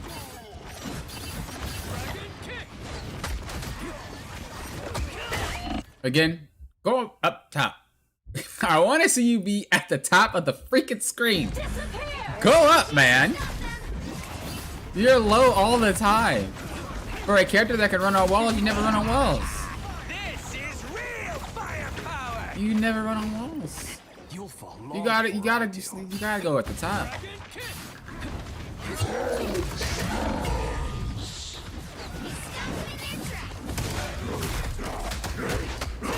Let me guess. Your name is I don't really think there was a reason to ult that. You should have just waited for your team to start fighting first. Now you guys can see exactly why I tell you guys these characters can kind of climb without doing too much. The character design is very hard to deal with, period. So when I say you don't really need to approach things at a specific we don't need to approach things at with your specific fundamentals that you learned and you could climb, you don't need to. This should never happen. But in the rank that they're currently playing in, walking right at him works. Because this character is very hard to deal with. It doesn't matter what rank you're in, this character is annoying. But these are the things that is going to end up having these players hit walls eventually. There's a lot of Iron Fist players that I've coached and done reviews for. There's a lot of Spider-Man, there's a lot of Magic players, there's a lot of Black Panther players where they end up hitting a wall because what they used to do doesn't work anymore. And they just run at people and they just use all their abilities and it doesn't work anymore. So they get stuck. And it usually does happen around about Celestial 2. And then they just start getting stuck. When they really want to hit Eternity, they got a lot of improvement. And it's usually just comes down to how you play the game, not necessarily walking at them. Like if you notice, you're fighting back to back to back to back to back to back to back to back. you're not really trying to set up for anything. You're just going and going and going and going. And honestly, I can't blame you, because I was climbing PC with Iron Fisted Magic. It's fun. No, it's actually fun to just always be fighting. It is. But I do know if I get too addicted to that, that's going to become too much of a habit. And then when I get into a rank where I can't do that, I'm not going to get cooked. So it is fun. It is fun to constantly fight. I know. But if you're choosing to try to hit something like Celestial or Eternity, you are going to have to dial this back a little bit, because this isn't how the game actually plays out.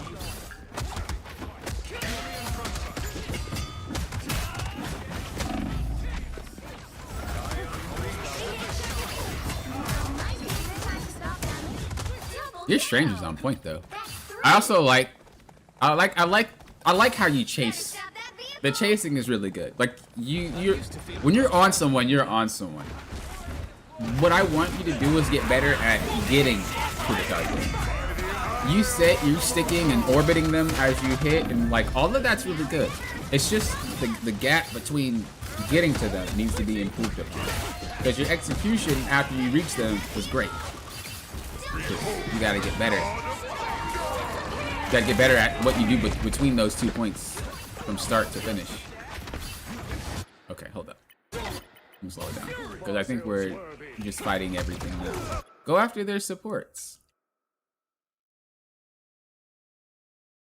Just go after their supports. You don't need to be fighting the tank here. You can even go after Star-Lord. Even if his health was full, you could still go after Star-Lord. What this is going to cause him to do is look up. If he's flying all the way over there, right, the supports are going to have to look to the right, which means they're not healing Doctor Strange. If they want to heal Doctor Strange, then you just KO the Star-Lord, and then you move up, and then you attack them for free. You don't really have to do as much as you're doing right now. I know he's a very good tank shredder, but he's a great assassin as well. Almost about out.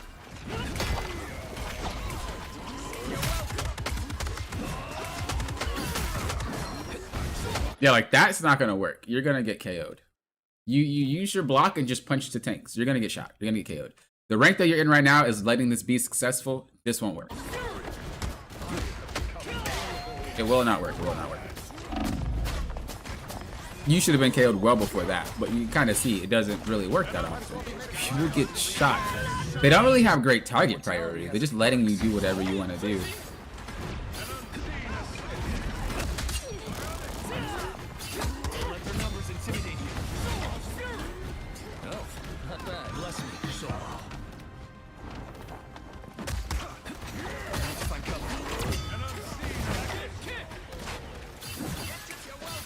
Okay, go up, let the fight play out a little bit, and then attack. You're not the frontliner. You're not the initiator. You're not the brawler. Let the team play the game for like 3 seconds, and then go play the game too. If you could just start doing that, even if you just need to count in your head real quick. 1, 2, 3, and then go. That would help you tremendously. Because you're basically always in the front. You're with the tanks. You're trying to do too much at once. And this is just going to lead to a lot of KOs, especially as you climb. Just relax. Chill, have a good time. Didn't need to do that. Even if you wouldn't have gotten KO'd, it wasn't really necessary. Your team wasn't even really ready to fight that fight. You see how none of them got KO'd? Only you? They weren't really ready to fight that fight. Your front line. No more delays. And it might be seeming like I'm beating a dead horse, but this is your habit. You're a frontline fighter. You fight way too early. You don't know how to approach team fights. You don't know how to play out team fights. The only thing you're really good at doing is sticking to a target and cleaning up if they let you. You're a very good cleanup crew player. But should the enemy team know how to deal with you? Should the enemy team know how to stop you? Should the enemy team know how to play better than you? You don't know what to do. That habit alone is causing a lot of your other issues. So if you just fix this habit, where you stop going in first, you stop frontlining, everything else would also fix, and you would start climbing a lot quicker. It's really easy for you. And you're playing Magic? Oh wait, wrong person. I was like, dude, let's go. The battle starts in 5, 4, 3, 2, 1. Help get that vehicle to its destination. Oops. Okay. What button? So, what we want to do? We're still getting the keyboard presses correct. What we're gonna do is we're gonna wait for our team to fight for a little bit. So let's act like Iron Fist never hopped in. All right. Let's act like he never hopped in. When do we start fighting? Well, you gotta wait for something important to happen. So with a character like Namor, I mean, there's nothing really important happening, right? Other than putting the squids up. But if he does put them up and he puts them like maybe right there or something like that, it's possible that it might not hit you if you are in a certain area. Sometimes, you know, that'll happen, but more often than not, it will still hit you. When you're dealing with Rocket, nothing really to worry about. Push and pull. You know, if she uses the push and pull or the little pulse bomb thing that she uses, that's when you can start fighting because you know something's happening, right? When we're talking about the thing, you're waiting for him to really just run and slam or just hop on somebody. That's his commitment tool. We're talking about Doctor Strange, we're waiting for a Maelstrom. We're talking about Hela, we're waiting for the grenade thing that she throws. Those are the things that we're looking for on the enemy team. For our team, same thing. You're looking for a Doctor Strange walking up, getting ready to Maelstrom. Once he starts doing that, you can go. You're looking for a Emma to either start walking at somebody or going into Diamond. Usually they wouldn't do it at the start of the fight though. And then the same thing with her, the push-pull or the pulse. That's what you're waiting for. So we want to wait for anything to pop off like that before we go. So the thing did jump out them, right? And then we have the Maelstrom. You should be here. You should be here already. Where are you? You should have already been here. You took too long. You took way too long. You're in now though, but you see how they're done trading. So should they want to turn around, they can. All of them can, because they're not really fighting right now, right? They're able to turn around. Let's see what happens. You got really lucky that they weren't paying attention. There was 4 players right next to that rocket, or 3, and nobody cared. Nobody cared. There wasn't even any fighting happening. Not at all. There was nothing happening with anybody. I mean, I guess Doctor Strange. Bro, no. Look, they all disengaged. They could have helped. They just don't care. And Viz isn't even paying attention to you whatsoever. Yeah, no way. You would have been KO'd because you went too late. They would have turned around and they would have handled you. But again, because of the rank, you got away with it. And chat, I want you guys to understand. Okay? I want you guys to understand. Oh, Productions, is this you? I didn't know this was you. Is this you? What are those wall run sound effects? It's the skin. I was wondering if people would get annoyed when they play the skin to hear that all the time. Chat, I want you to understand. I hate Iron Fist. You know this. And I hate Magic. You also know this. I hate a few other characters too. That doesn't mean I'm extra hard on them for no reason. I'm saying what I'm saying because they get away with a lot more. And the reason they get away with it is because it's the same reason. So I'm harping on the same thing repeatedly, but it's because that's generally why they're getting away with it. The other characters don't get away with a lot because of the rank that they're in, but these ones do. So I have to call that out more often. The fact that this player went late and then got away with it while there was 3 other players that were capable of turning around, that's not normal. That's a low rank thing. And so it might seem like, oh, you just hate Iron Fist. That's why you're saying, no. I want you guys to be successful, and playing like that as you climb, you're going to get stuck. You're going to start getting focused down like crazy. You're going to be like, bro, I can't play the game to save my life. And it's going to be like, yeah, that's why. So just know it's not because I hate these characters. I just know what it's like playing them and getting away with a lot.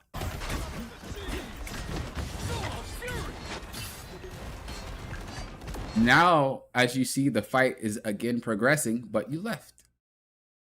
Your timing isn't in sync with the team. You gotta get a little bit better with that. Oh, that is you? That makes sense. That makes sense. I was wondering why you said you're precisely right. I was like, that doesn't sound like something coming from a regular, just a viewer. That sounds personal. Okay, again, wait for a second, bro. Let stuff unfold a little bit. You could fight. Look, if you would have just waited, you would actually saw that she's here. You would have been able to take her out. She used her abilities already. Maybe not take her out, but you would have been scrapping. Again, wouldn't have used my kick. What you want to do with him is just sit on people and punch them, man. Just punch them. Do you know how to fly with this character, Productions?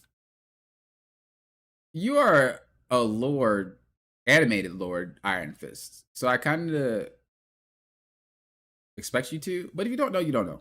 You know how to make sure that you're just always in the air for an extended period of time? Like, do you know how to be on someone's head for like 10 seconds? Because a lot of what you're fighting is you're kind of on the ground. But you could be in the air for a very long time. And if you're always in the air, it's harder to deal with you. And you don't need to do your spin kick that often because you're not looking to do burst damage. You're just looking to be annoying. And then should you be able to get the KO, that's when you do it. Or you can fly with them? Okay, cool, cool, cool. I was just making sure.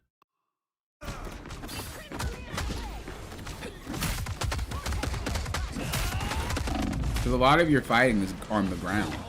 Like, you're very ground-based. Even right here. Look, you touched the ground. You're a very ground fighter. Fight in the air, man. Be on their head.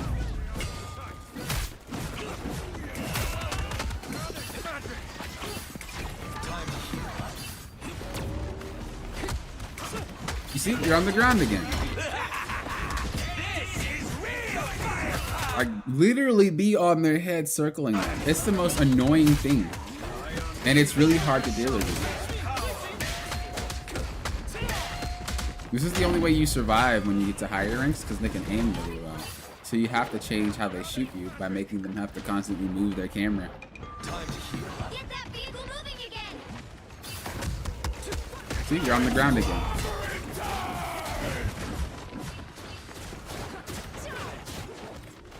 Yeah, I want you to work on that. I want you to work on having sustained fights without using your kick.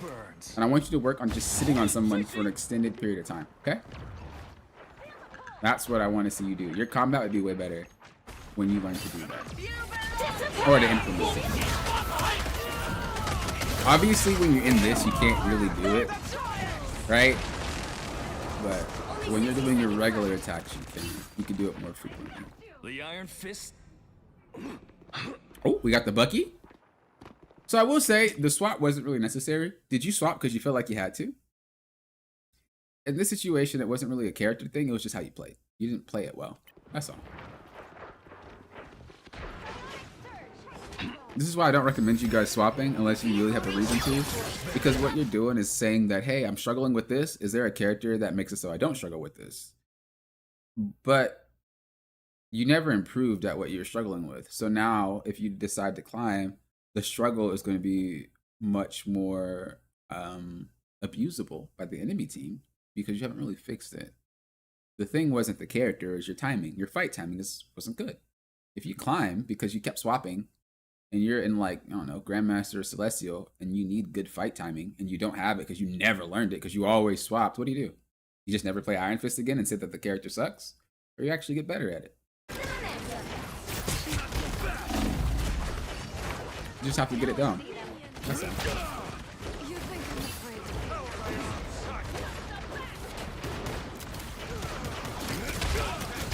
Oh, you're gaming. I had a Bucky arc too. He's not lowered, I don't know why. But I had a Bucky arc too. One season I just played DPS only. Bro, this character is busted. I love him. I'd play more Bucky. But I don't. But I do think this is a fun character to play. I really enjoy playing Bucky. This character is nasty, bro.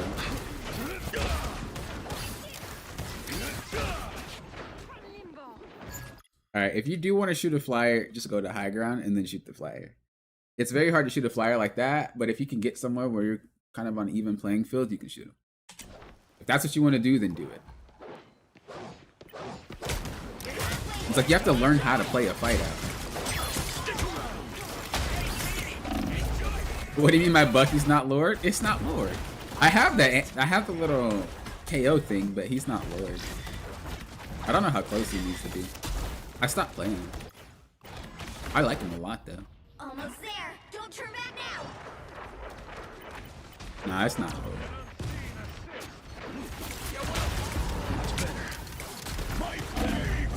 See, even swapping to Bucky, it didn't fix your issue. You just don't know how to team fight properly.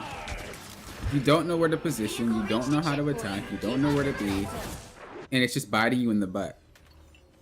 All you need to do is take a second, breathe, and think about where is the best spot for you to be during the fight. And then what should you be doing during the fight? As a DPS player, this is really what you're thinking about most of the time. Is like, where should I be? Who should I be targeting? How can I position so it's easier for me to do that? If you can do that, you're straight. That's all you need. That's all you need. But what's happening right now is it's just constant fight. And you don't really have... You don't have enough time to do anything. You're just trying to fight all the time. I'm not saying you're why your team is struggling. I'm not saying that at all. It's a team game. But I'm just saying there is a lot we can improve on in that department. A nice deep freeze. We swapped again, but again, it's not the character.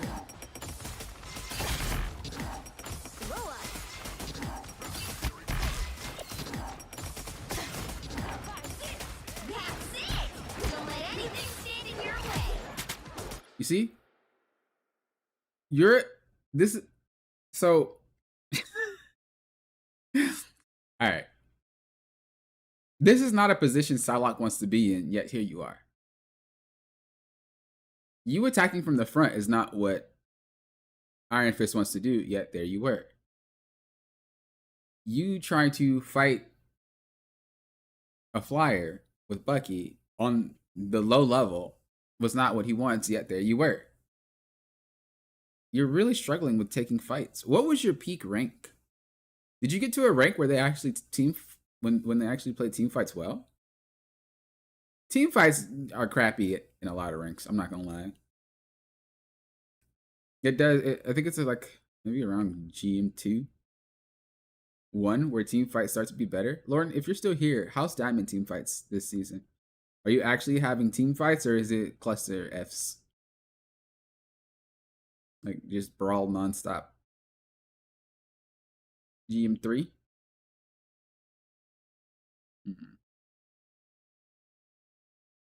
It just seems like you don't really know what you want to do in the fight. It's like your main thought process is just pump out as much damage as possible and you get a KO.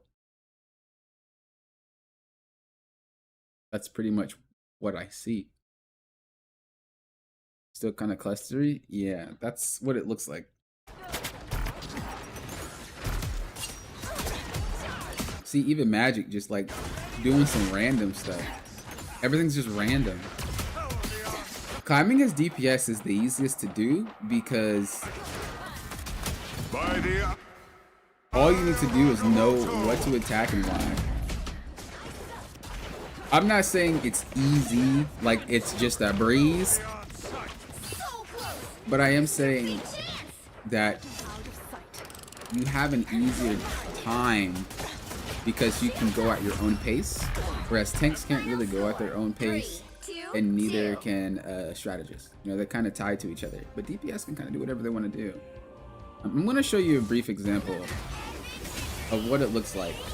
Now this is lower rank obviously because I haven't climbed higher, but I'm going to show you what it looks like when you play a character.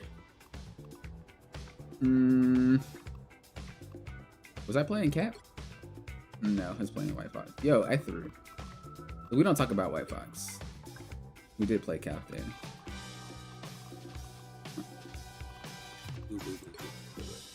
We did play White Fox. We had to play Black Panther. It was kind of troll. We played Magic. Did you play Iron Fist? We did.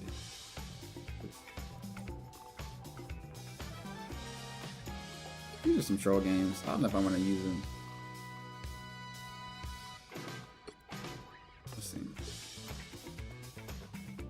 I don't really care that I got MVP, but I'm just looking for games that I didn't get KO'd that much in.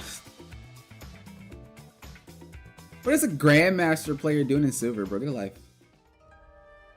Actually, that's a Celestial player.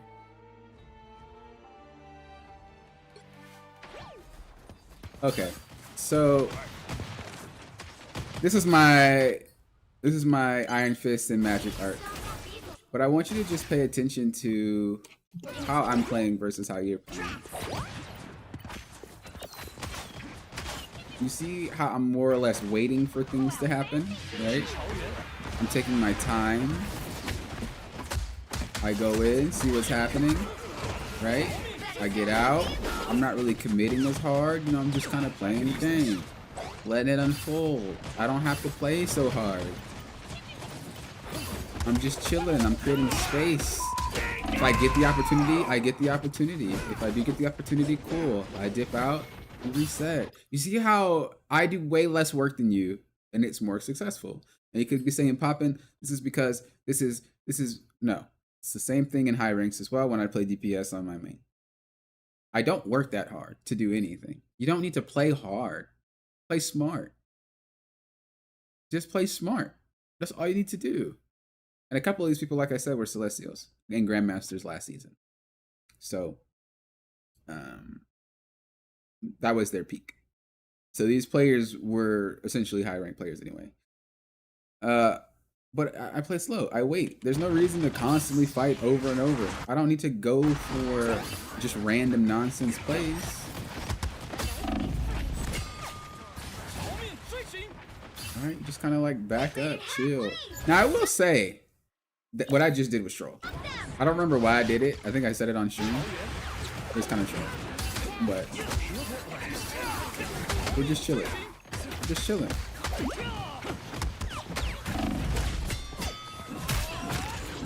We get things we can get. We let the fight play out. We take advantage. Rinse and repeat. I don't need to force. I don't need to do anything crazy.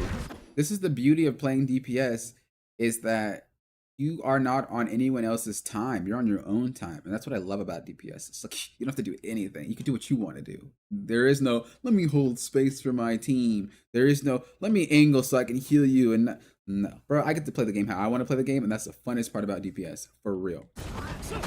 And you play it. And as you play it, play slow. You just chill and relax, man. It'll fall apart, and once it does, that's when you bam, bam, bam, bam.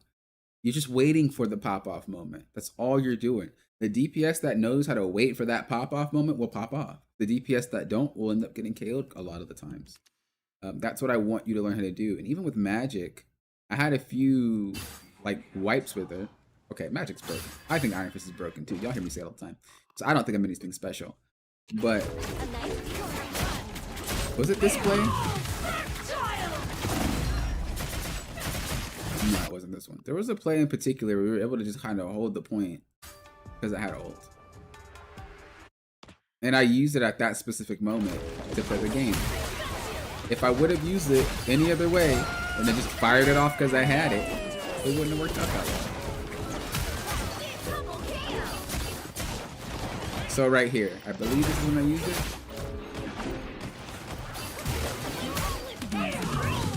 Okay.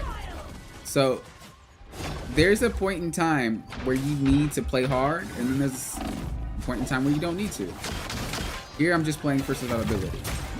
I'm not really playing to do much else. And all of this really happens because I waited for the moment and I was able to take away. This is the same thought process that I used for Blade. You guys seen that arc where I played from basically Diamond 1, to be honest with y'all. I was like in the negatives of GM3. But from GM3 to Eternity with Blade, I only played Blade. It's the same thought process. You don't need to fight all the time. You're waiting for your moment. And then you go and you wipe and you look crazy. But that doesn't happen back to back to back to back. This is why you guys see a lot of like YouTube clips where people go crazy and stuff like that. And you're like, oh my God, it's so insane. If you watch the full game, that is a 5-second clip, 10-second clip in a span of a 15-minute game. Okay, it does not play like that for real. It is a very slow and methodical game until you get to that point where you can just go nuts and pop off. That's what you're looking for. So what I want you to do is I want you to play that way. I don't want you to pop off yet. I want you to wait until you have the chance to pop off. I also want to see you play. I want to see you fight in the air more. So I'm actually going to show you, because you said you know how to fly, but I haven't seen it in there. I haven't seen you do it. And that's not doubting your capability at all. I'm just going to show it just for the entire chat in general. Cretan, what's up? Good to see you. 7 stream streak. Jesus. You're gaming. So for those of you who want to play Iron Fist, there's one important thing. There's a few important things that you need to learn how to do to play this character. Let's hope we don't lag, because we definitely will be.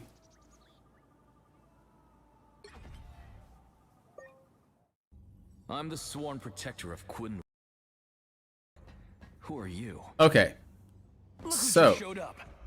first things first, you're gonna need to learn how to do, and you're really good at it. You're just doing this. As you see, when you touch the wall, you get your little jump back.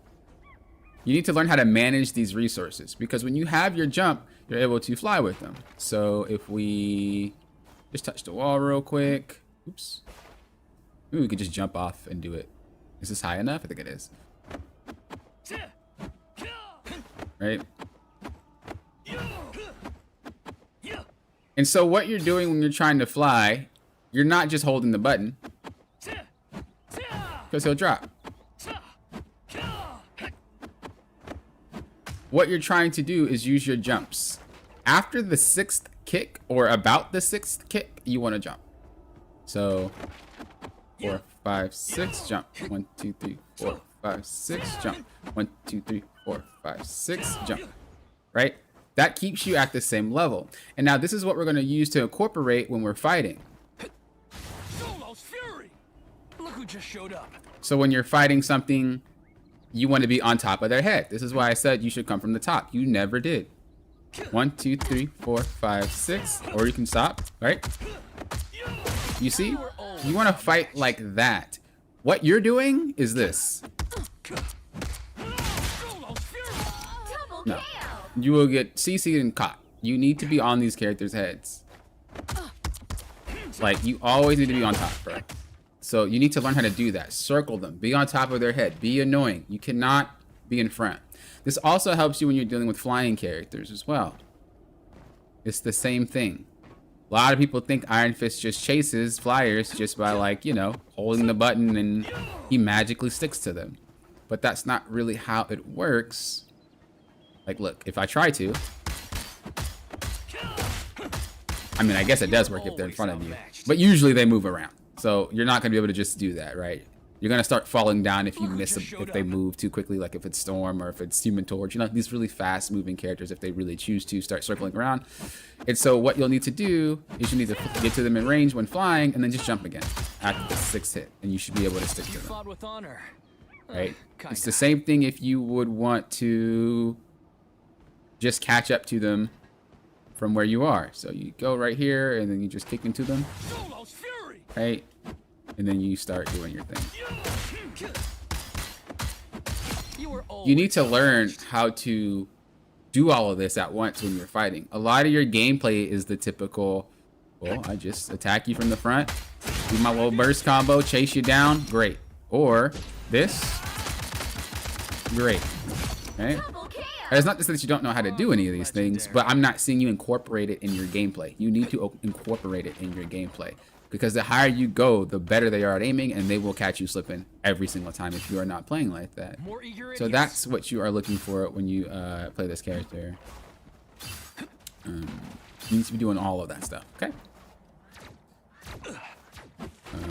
Personally, for me though, when it comes to executing a target, I know that you like to do the bursting early, but a lot of these healers nowadays have some really strong heal potential.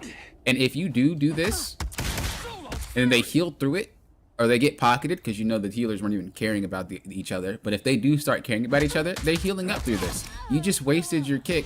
You just blocked. Okay, how do you get out, bro? Kinda. How do you get out?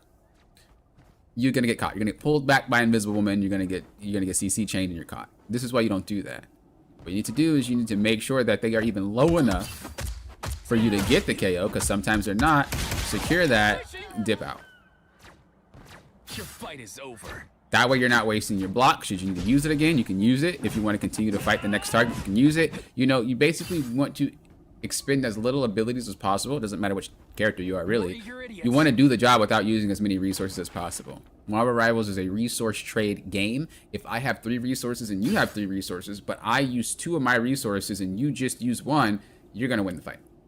If you compound this with all 6 players, you use 2, your tank uses 2, your other DPS uses 2, and they only used 1 as a whole, who's at a disadvantage.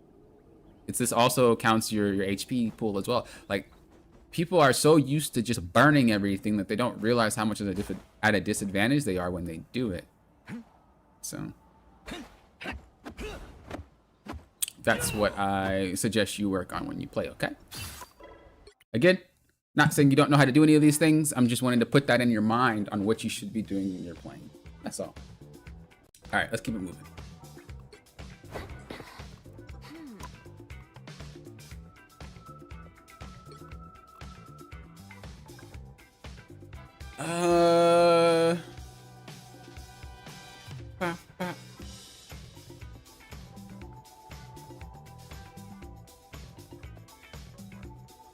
I was literally looking for a support game, and Voltorge came out with the support.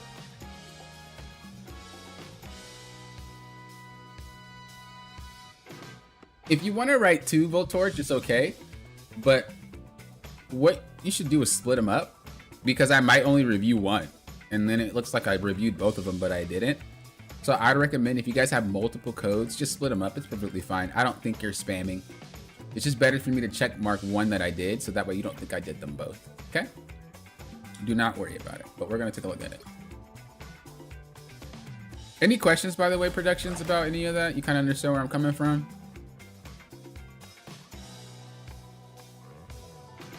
Thanks. No problem. No problem. No problem at all. That's what I do.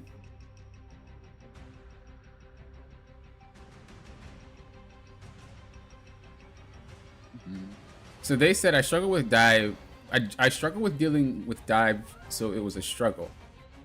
That's a mouthful. Went down from GM3 to GM2 this season because of the inability to deal with dive. Did you play Strat this game, or was it DPS? I don't even see your name. Am I blind? I am. It's right there.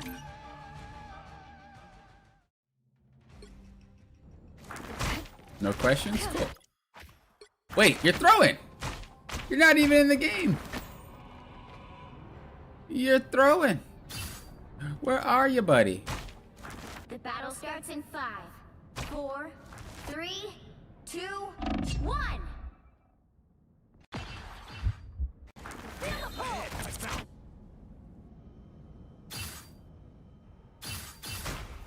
Okay. Wait, you're playing Jeff? Alright. Next review. Next replay. Bro. Anyone willing to help? Fine. I'll take it seriously.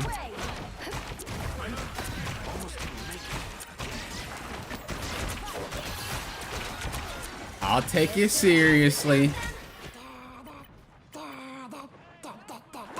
No skill shot. And you got this, you know. You just don't want to win, do you? They hit a checkpoint. Okay. Now might be a good time to stop them.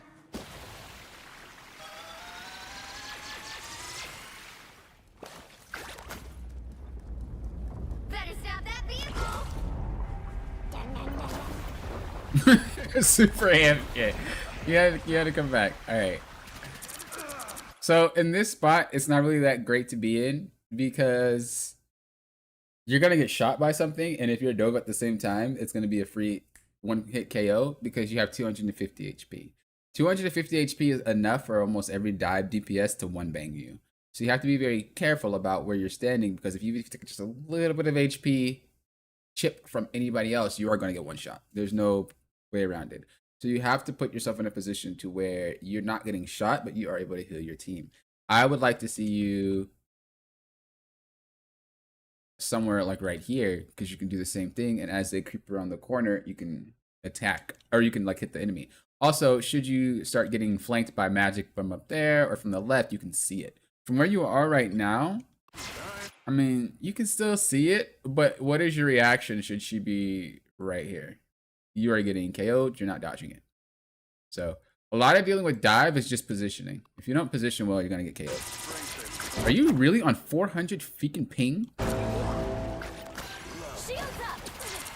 Okay. You just must be having connection issues. Disappear!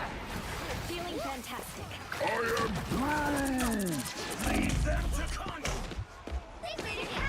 You see kind of what happens when you're in a position where you can't see? Things appear out of nowhere and you don't know what to do. The way you deal with dive is by seeing it coming before it happens.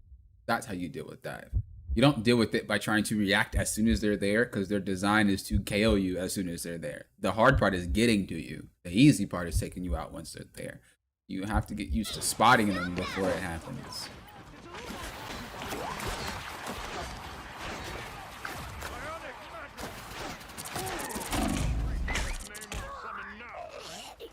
A 1,000 ping?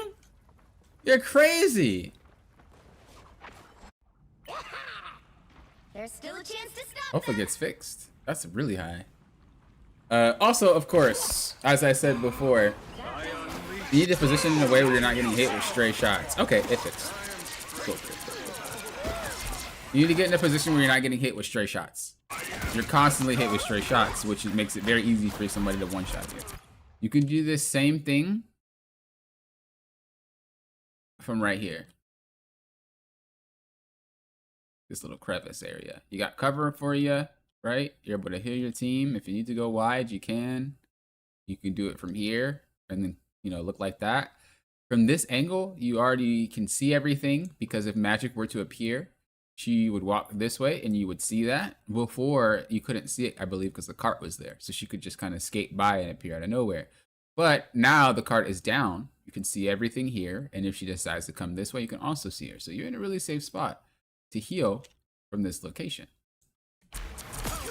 This location, if magic decides to show up and you get hit by a more squid or something like that, it's going to be a very easy one shot. You see exactly what I mean, right? What spot would she really come out of? Would she come out the front, the right, or the left? Well, given where your teammates were positioned, the right would be the only spot for her to come out of. That makes sense, because that's a better flank than the far left. Knowing how they're going to approach you is another way to deal with divers.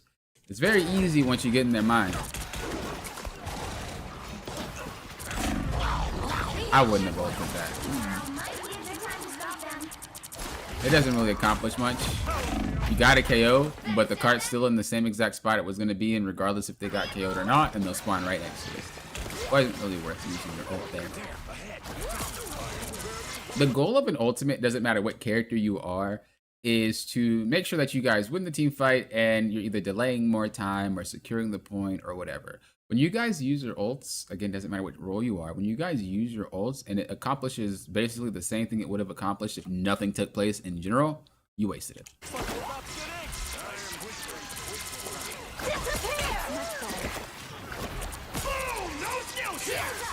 Again, you're in a position to where it's very easy to flank you. The flank spots are, a little bit. The flank spots are going to be from here. I mean, if she's really crazy, she's do it from here. But these are the spots, which means that you should position yourself away from these spots. You should be up here. You should be in there. You should be... it's kind of sketch to be here where that little fence is and you can go over it. But basically, you should just not be here, ever. Because she's going to sideswipe you. Because you can't see her.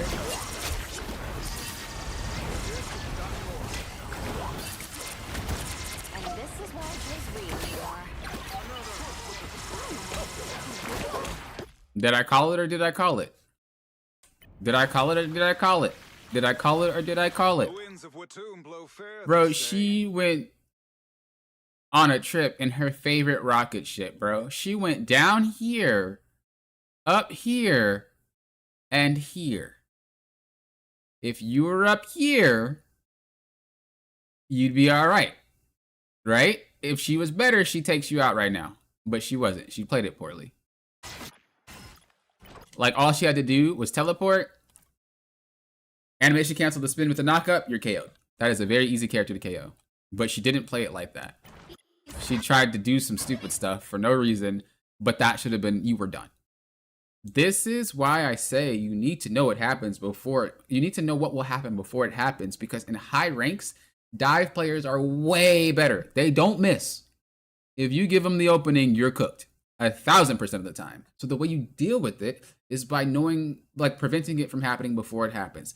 You have to think about how they're going to approach you, where they're going to come from, what are they going to do, who are they actually playing, and how they approach, and you know what angles they might take and things like that. It's the same thing for dealing with snipers or flankers like Hella, No More, all these crazy characters that like to do stupid stuff. Like, when you start thinking about how they do something, it's very easy for you to position in a way so that even if they were to get to that off angle, even if they were to get to that flank, you're not in trouble.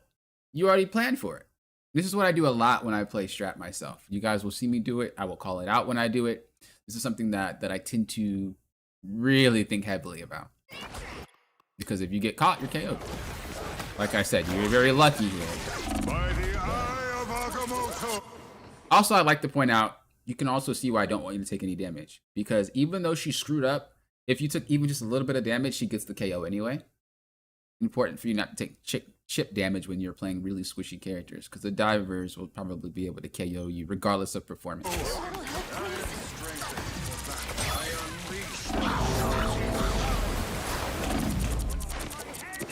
You have to remember, whenever you do this as Jeff, you're leaving your entire team. This means they don't have a healer. So yes, you might be like, oh, I got 2, I got 3, cool. But if your team's already losing and they lose a healer and it's an even fight, but they're down a healer and the enemy team has 2 healers, you lose anyway. So Jeff ultimates have to be used a lot better than just tossing people off the map. Like, you really have to have really good target selection, because if you don't, nothing gets accomplished.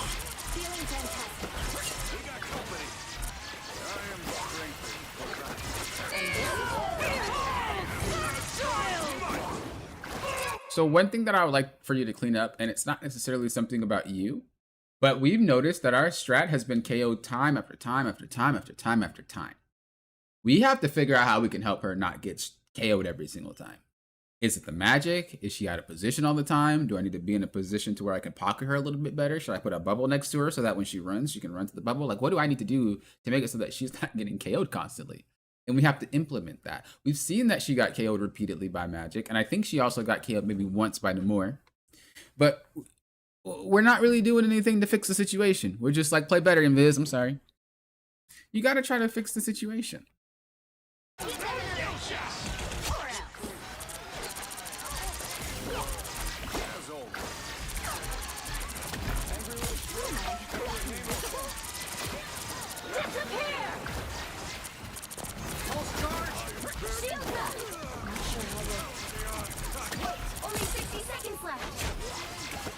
You can heal from, I believe, inside spawn. Yeah, you can from here.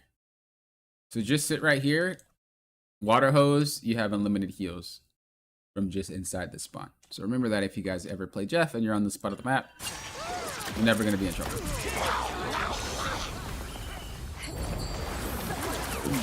Better. You could go to the right. It's a shorter distance. You would have been able to get them. And yeah, you'd been good. You have to fall off with them too, because they're gonna just jump back on the map. Yeah, like that.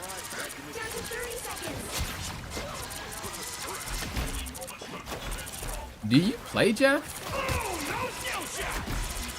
By the eye of Agamotto. I know there's a lot of things going around that says Jeff is really good against divers and blah blah blah blah blah. Bro, he is at running away, but like, if you don't know how to utilize his full kit, you might not want to play the hero. I'm not saying you're doing anything bad, but just you're not using his kit to the fullest, and this character is one of those characters that you need to do. If you don't use it to the fullest, the character is really awful.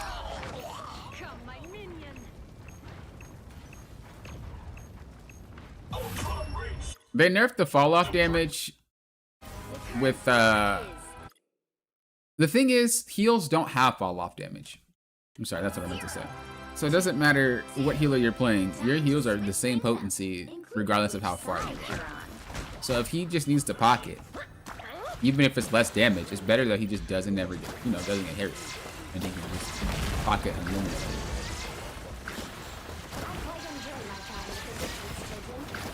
Okay, there she is to the left. Nice. That's what I wanted to see you do. I wanted to see you react to it. Only the damage had it? What? Fall off damage? Yeah, every healer only has fall off damage to their damage. It's never their heals, unless they changed it and I didn't pay attention to it. But that's how it's always been. Their healing could be the same potency no matter how far away you are.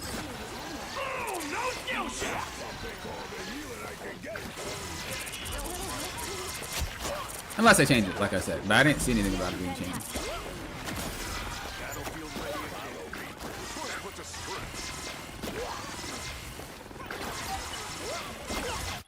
Okay, so we know that we're gonna get flanked. I mean, she's KO'd now, right? Let's just go back to when she spawns, just so that we can use it as a reference. So she's back.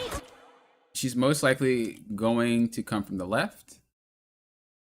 Nowhere else. So our body should be positioned on the right, like this. That way she can't creep up on us. So that's what I want to see you do. Can you clip from a replay on console? Yeah. If you're on PlayStation, just make the clip. And then if you're on Xbox, isn't there a capture mode for Xbox as well?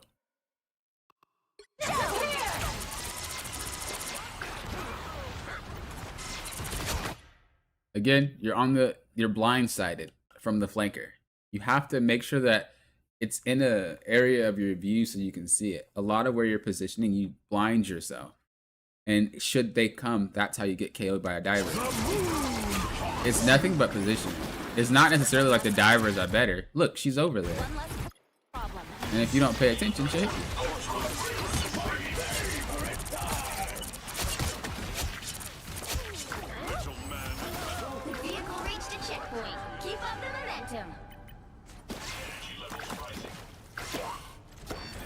Okay, they swapped the Star-Lord now. That's a little bit of a more difficult character to deal with.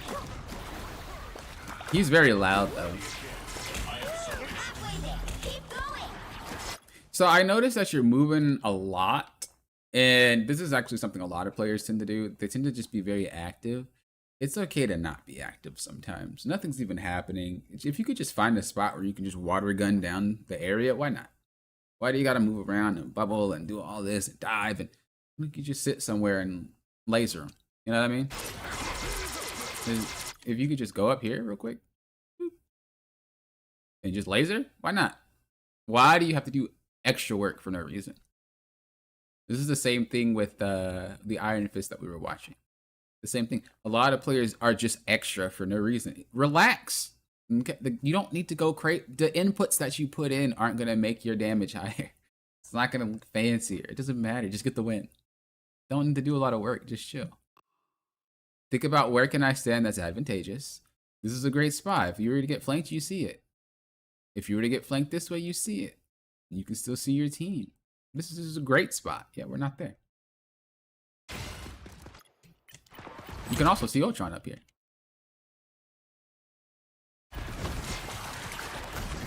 But when you're positioned like this, you can't see things from behind. You have to look over there. You have to turn your entire camera. Keep everything in front of you.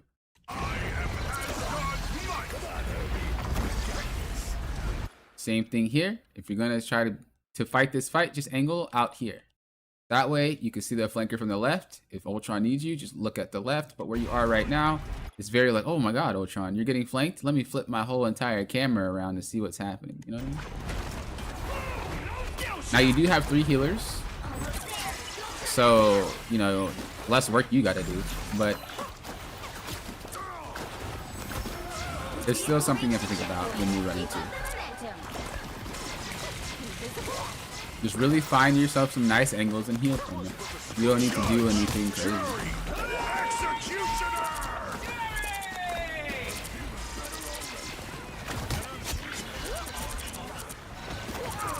You see all this moving and stuff?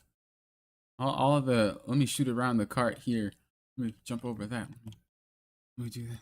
Just find a good spot to stand. And just laser. Right? You're working overtime.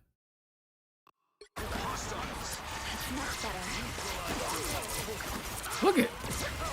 Why do you... Let's go over here. Let's go over there. Let's go over there.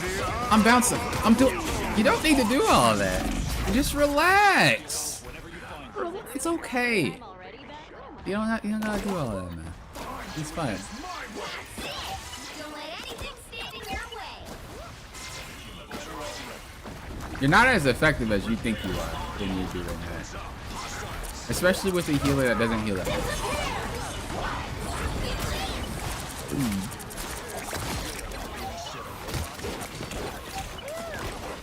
Feeling fantastic.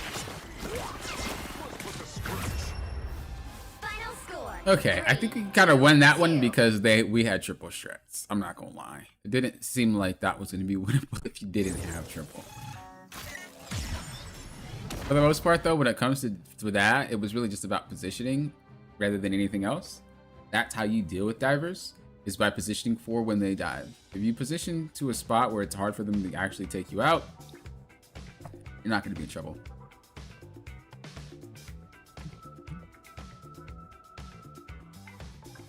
Your Wi-Fi cut out? Yeah, I could definitely tell you had some connection issues there. I could definitely tell you had some connection issues there. I'm not a lifelong gamer. I don't know what options are there. Wait, what? What are we talking about? Oh, I see what you're trying to say with the replay. Yeah, I think that's how Xbox has it. I haven't used an Xbox in ages though. Voltorge, I was gonna say if you want to put multiple replays, it's fine, but you gotta split them up. So that way, I mean, you don't have to split them up, but if I do one and not the other, but I put a check mark under it, you might think that I did them both and I only did one. I don't care if you do multiple, you can spam them, whatever. Well, obviously don't put like 10 of them in a row for no reason, but if you need to put 2 or 3, just separate them so that way, if I do one, you'll know that I did that one and I didn't do both of them, and you're like, hey, where's the other one at? So it's not confusing you.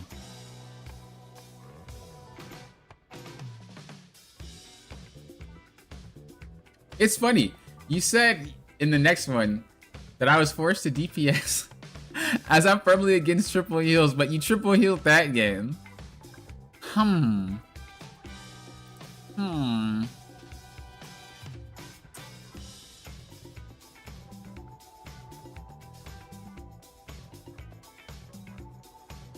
Well, if you say you don't know how to play DPS, why are you playing DPS then? That doesn't make sense, right? Just don't play DPS. You don't have to force yourself.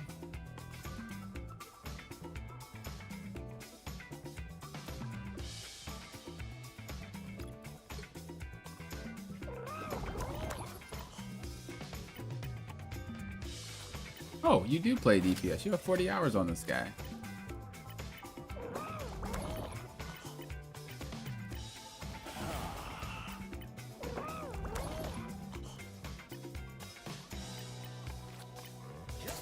Do you actually play Spider-Man? You're just trolling.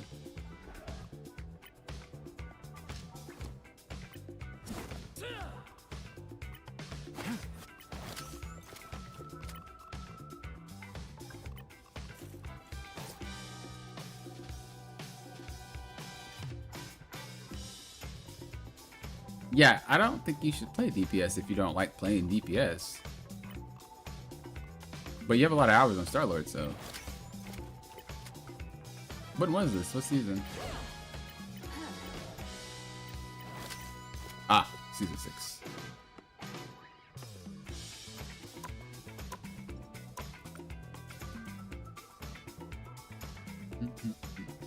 I guess we'll look at it, but for the future, Separate your replays. Okay, Voltorge?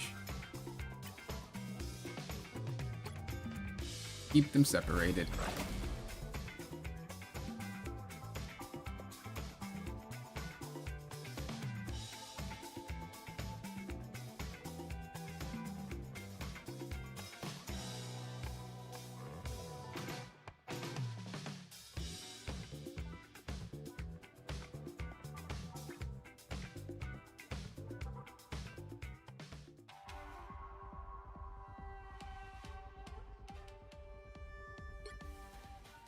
Alrighty.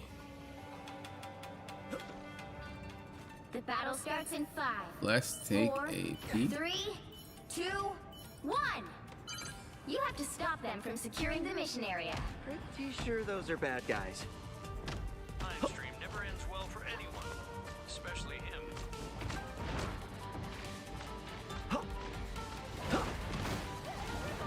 I'm opening the portal. Get it, Sid. An unseen assist. Alright, so this one said...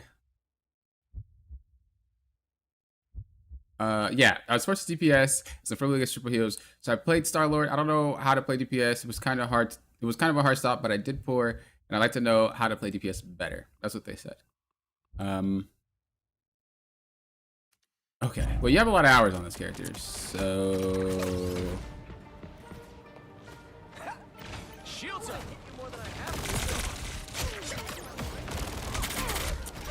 Oh, sweet moves, right? Sorry about that. There's someone to your right. We can hear him. I'm pretty sure. You gotta pay more attention to the sound. Like, I listen to music, yet I hear more than you hear. You gotta work on that. I don't know if you gotta increase the sound, but you're allowing a lot of things to just sneak up on you and you don't pay attention to it. Did you see that? You really like that flower crosshair, don't you? Oh, sweet moves, right? I think that was on like every character you played.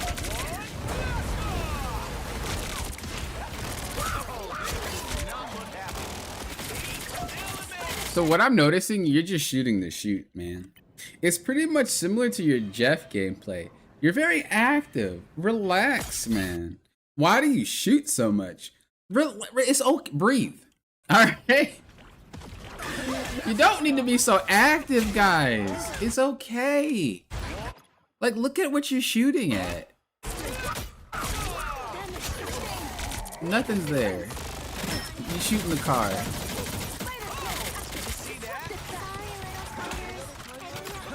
Even before the, like, you just shooting the shoot.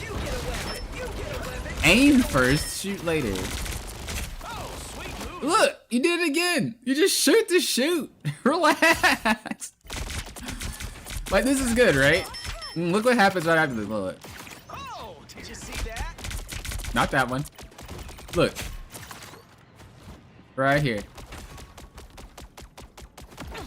Brother. Or sister. Don't click the button until something's actually in your crosshair.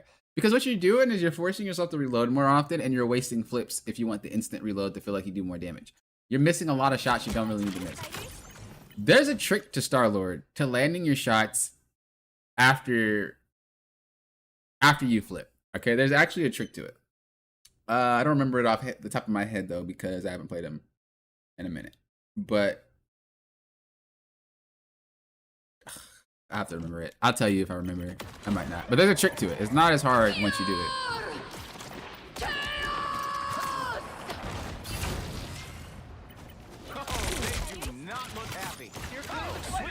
But yeah, look, even again. It's like every clip you shoot, you miss half. And then you flip to reload. And then you miss half. Or the whole clip. Look. And then, so first things first. Try to hit more of your clip. It is hard to shoot with Star-Lord. I know. It is hard. His clip is very small, so you only have a small chance to actually land everything. But you gotta get better at landing it.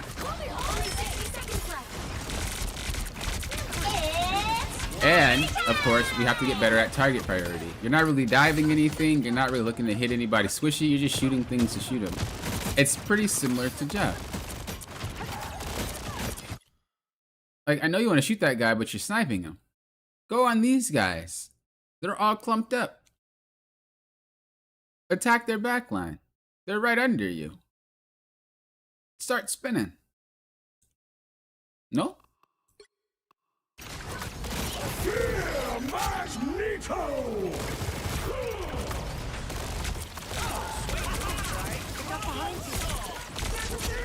You're a very front to back fighter, and I want you to see the fight in a different way, okay?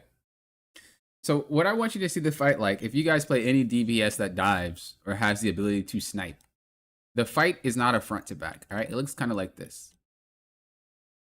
Let's go to my handy dandy, the wall. So, one, I'm actually not gonna do X marks. I'm gonna do circles. One, oop, I wanna talk about it. Oh, hold up, one more time. Okay, that was a bad idea. That's 1, 2, 3, 4, 5, 6, right? And then your team or the enemy team has 1, 2, 3, 4, 5, 6, whatever, right? If you are a sniper or if you are DPS, whatever DPS you are, it doesn't even really matter. We're talking about target priority in general. If this is you right there, your goal isn't to just shred the front line and then shred the back line. You're trying to identify which targets are the key factors. Which of them are the building blocks to the foundation? Once you figure that out, then you can figure out how to take them out. When you take them out, the rest of the building collapses. I don't know if you guys ever played Jenga. You guys ever played Jenga, that tower game? Where like the blocks are sitting on top of each other, right?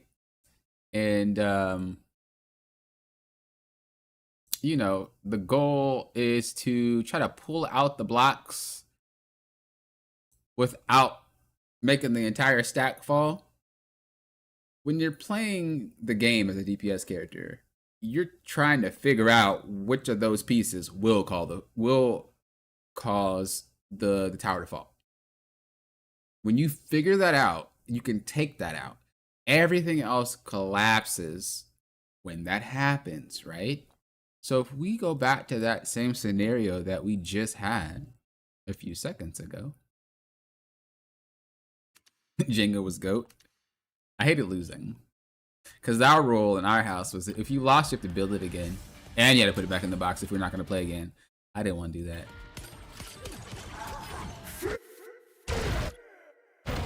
So, a little bit further back. So, look.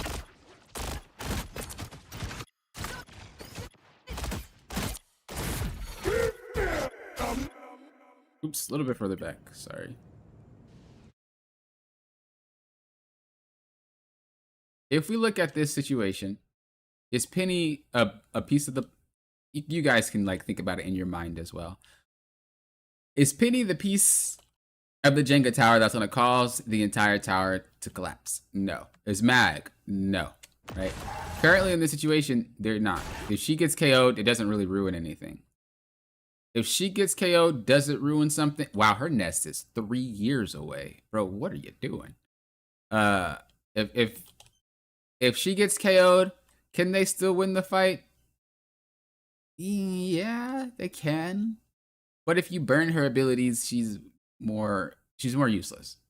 So you want her to burn something. So that way you might not be able to KO this target, but you'll be able to burn something.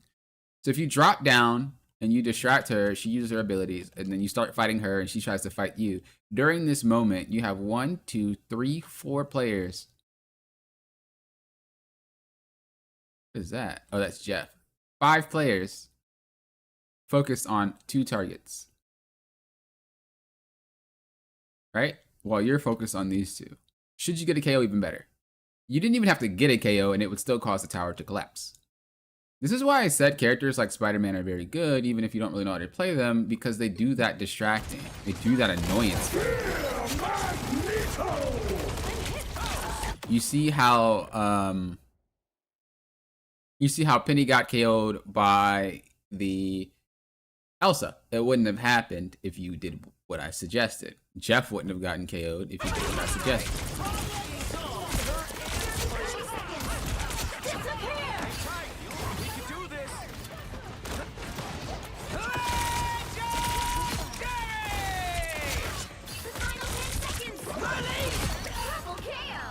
I would like to see you be more of a carry. I know you said your goal was to hit Celestial and possibly Eternity, but you're not doing enough. You're not doing enough to even get there yet. A lot of your gameplay is very, if my team is good, we win. If they're not, we lose. You know? That's a wild approach. I don't think I've ever seen that before. Where you portal and then just swap.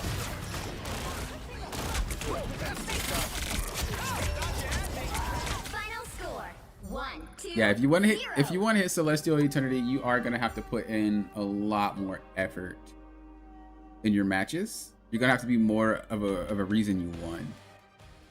I think with the Jeff gameplay, your ability usage could have been better. And I think helping the Invisible Woman could have helped a lot as well. And then for this gameplay, I just think picking out the right targets is good. Not saying you're bad or anything, but we can get more accomplished.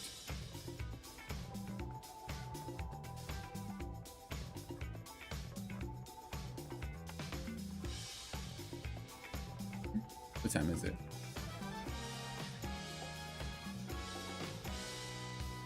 Alright. Probably have one more review or 2, depending how quick it goes. So this one's from Kato.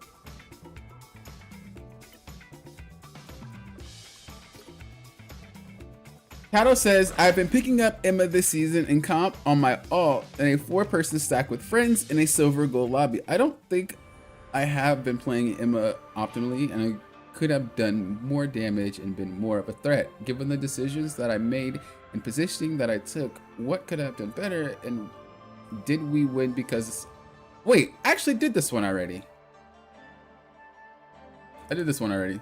I didn't mark it, but I did do this one. I'm pretty sure.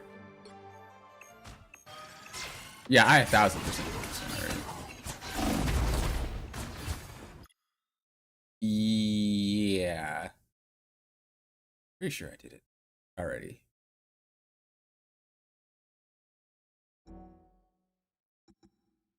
I'm like drawing a blank, but I'm pretty sure I did this one already. Cause Kato doesn't post a lot. Kato like barely posts replay reviews. So I feel like I've done it already. All right, let's do this person.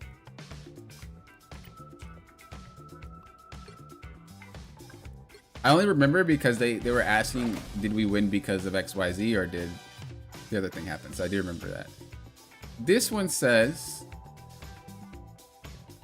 I'm trying to get back into Hulk, and as with my last thing review, I want to learn how to have more consistent impact rather than more impact, okay?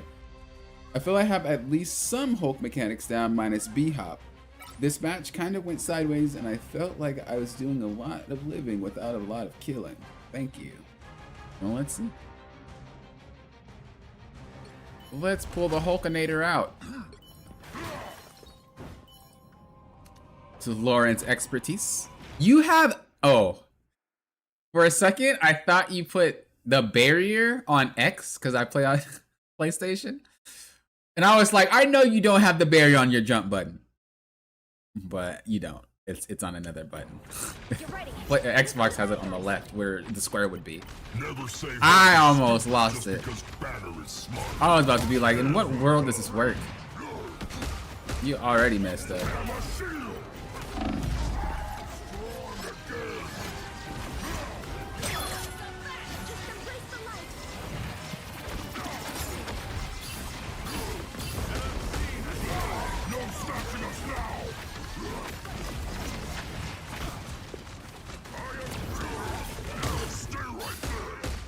Yo, that was kind of fire. I like that.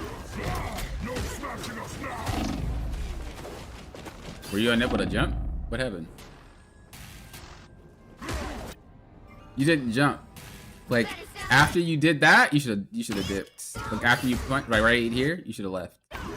Oh, she knocked you up. And then you just didn't charge again until too late. Okay, that's just a mechanical error. You would have gotten out of that if you didn't flub it. Even though you got knocked up, you had enough time to charge it. But I liked everything you did just there. That wasn't bad at all in my opinion. You did what you were supposed to do. You just got caught slipping. Disappear! I have a shield, but no complaints. There's still a chance to stop them. Better stop that vehicle. You are taking a lot of damage for no reason. I feel like you're having a hard time positioning. You're in the front all the time. You don't need to be there. Go somewhere to the side. Like you can go in this room and just chill out. You can go in this room and just chill out. You can go over there, chill out, and then start playing the game. You're in main too much.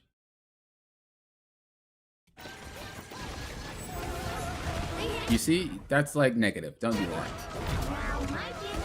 You're in main way too much.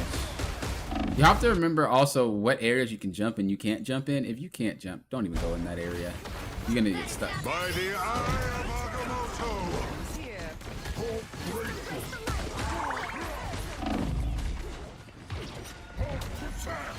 It does seem like you don't really know what's going on. I'm not gonna lie. It seems very... Lauren, can you help me? It seems very like... What, you're a Lord Hulk, brother? It seems very like floaty. If that's a good word to use. Like it seems like you're not really sure what you should be doing. And so you're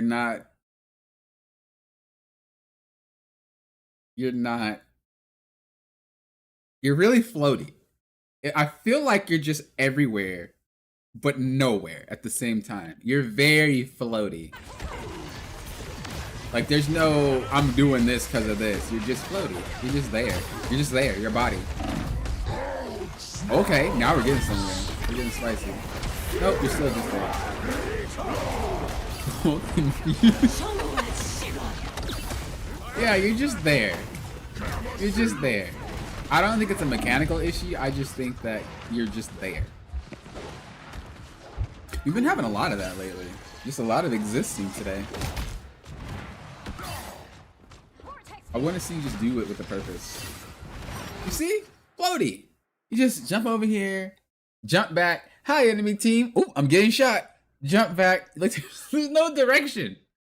You're just everywhere, but nowhere. I don't know. It's not really like a chill thing, but like you're just everywhere and nowhere. You're not really doing anything. Don't know what's going on.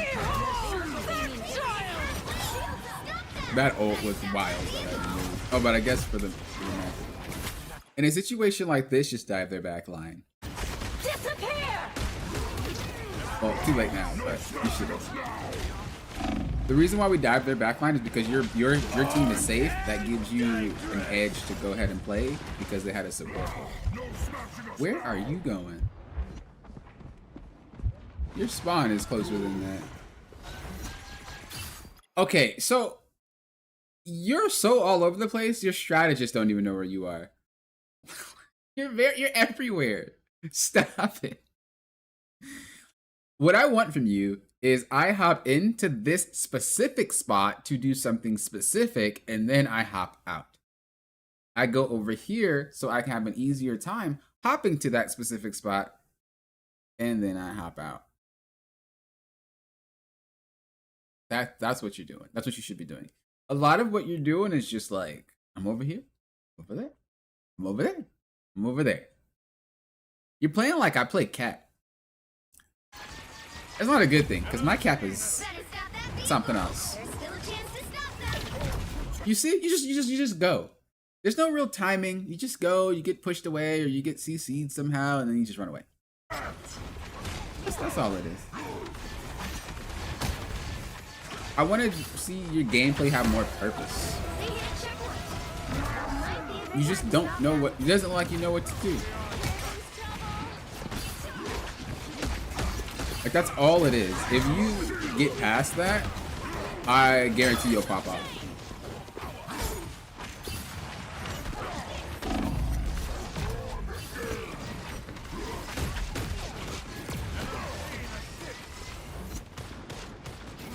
You see? You don't really know what to do. You're just there. That's all it is. It's like you don't really know what to do. That is all it is. It's such an easy fix too.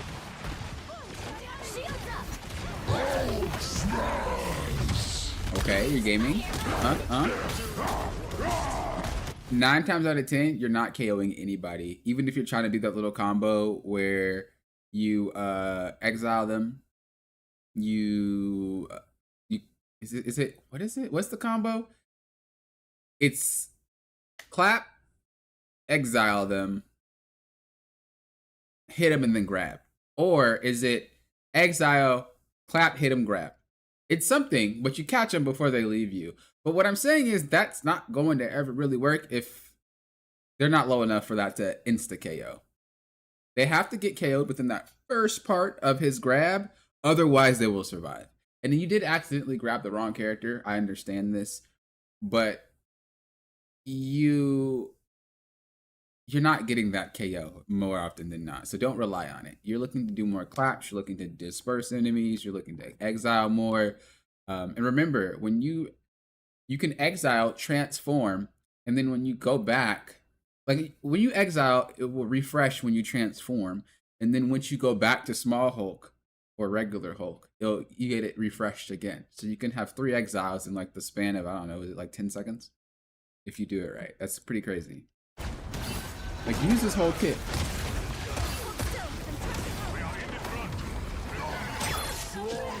But you should be definitely clapping more and exiling more. You're relying on his punches a little bit too much. See, again, you don't really know where to go. You're just kind of punching things and just get a little bit more of a sense of direction. You're not actually a bad player, it's just you don't really know what you should be doing. Here's a very simple checklist, okay? What you're doing with this character, when you dive in, you either are looking for a KO or you're looking to burn an important resource, or you're looking to distract, okay? So, distract, KO, burn an important resource. Once you do any of those, you hop out of the fight or you hop to another target where you can do the same thing to either distract, burn a resource, or get a KO. That's what he's doing. But if you look at your own gameplay and maybe even other Hulk games, when you hop in, you're doing none of those. You're just there. And in your brain, if you are thinking, well, I did do this because I wanted to do that, it doesn't necessarily matter what you're thinking. It matters what comes out in the gameplay. Because if it was successful, it would show, and it wasn't. So either if you're thinking you're doing it and it's not giving you success, there's a reason. You know what I mean? So we need to adjust that. But that is what's happening in your gameplay, and that is what needs to be resolved.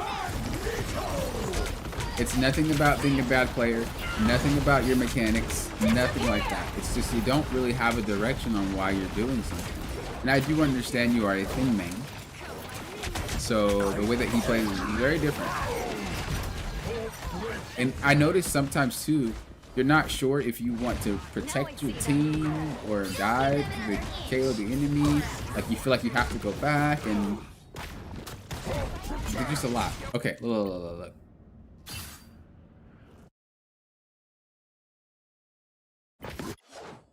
So here. Look what happens when you jump in. You jump in, what are you trying to accomplish? You even overshot, so she's to your right and behind you. So you're not even on the right target. So it makes me think you just jump to jump. You're not even hitting anything. You fail everything when you jump out. That's not a mechanics issue.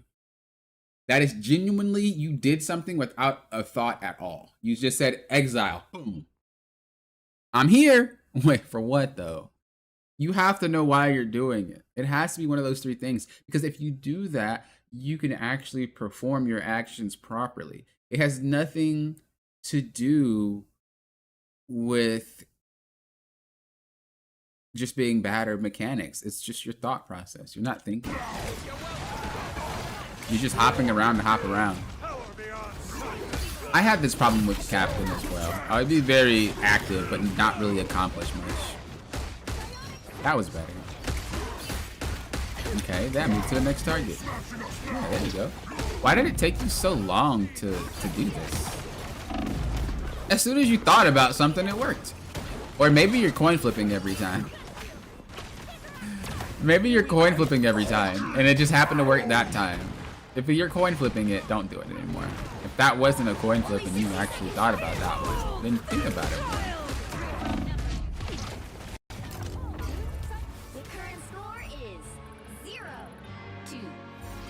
Time to switch things up, including which side you're on. You'll need a top-notch team to win this one.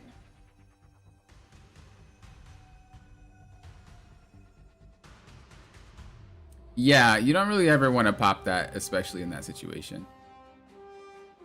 Oof. The thing that you want to do when you're transformed as Hulk is you want to treat Monster Hulk. I think that's the name for it, right? You want to treat Monster Hulk like regular Hulk. You still need to survive. You still need to jump away. You still need to do all that. You're not some crazy, massive tank that can take 3,000 billion hit points. You need to still play like you're playing regular Hulk. That is like one of the biggest tips that I can give anybody that plays. I hope it's not too Is when you are Monster Hulk, do not treat him like you are just unstoppable. You are still regular Hulk. You still need to make sure that you're leaving on time. Battle starts in You just have a lot more power behind you. That's all. 3, 2, 1. I like that. That's kind of hot. I like that. You didn't have to drop. You could have just started clapping people. But I do like that. That was huge. You see, you're just jumping around and jump. Stop jumping, man. Just punch him. Yeah, and then jump away. You spent so much time in the air, you lost down hit points. You spent so much time in the air, you literally lost out on damage.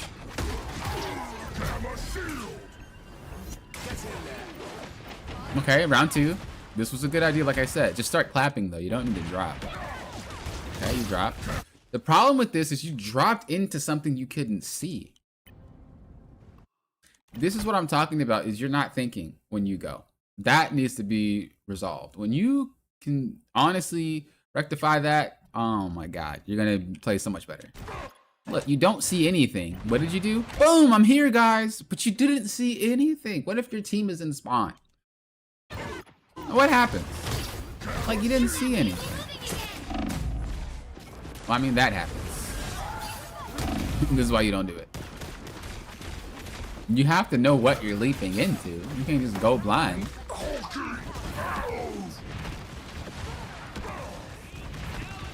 Like, what you're trying to do makes sense, but I swear when you jump in, you don't have a sense of direction. Like, everything you do leading up to before you jump makes complete sense. And then once you jump, I don't know, I lost you. I lost you. Look, you did it again. Where are you going?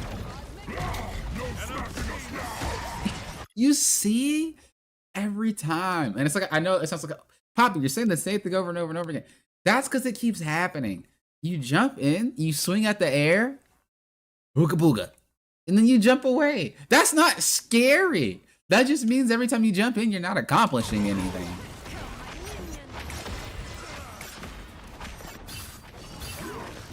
Look, we jump in, no thought about it, not hitting anything but the air, get extremely low, and we go back. That's 2 times in a row where you did that. Can we go for 3? I'm gonna count how many times in a row you could jump without getting anything accomplished. Okay, we're ulting. You keep trying to do that little combo. It's not gonna work, brother. It's not gonna work. You gotta stop doing that. You gotta stop doing that. Don't do that. Don't do that. Don't do that. You are like wasting his ult every time. Stop trying to do the combo. You don't need to have mechanics with this character to succeed. I promise you, you don't. Look at me. I don't even care about B-hopping. I don't care about juggling. Jungling is kind of important if you want to carry, I'm not gonna lie, but you don't really need to do it. I don't care about any of that. I do the most basics of everything with every character. His ultimate is very strong because of his claps. He's also able to knock people away. So use that as a way to knock everybody away. You don't have to get the KOs, but you're trying to lead into a clap smack grab combo that isn't enough to KO anything.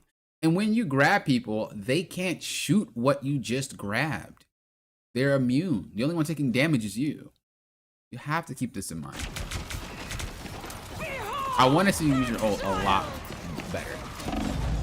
A lot better.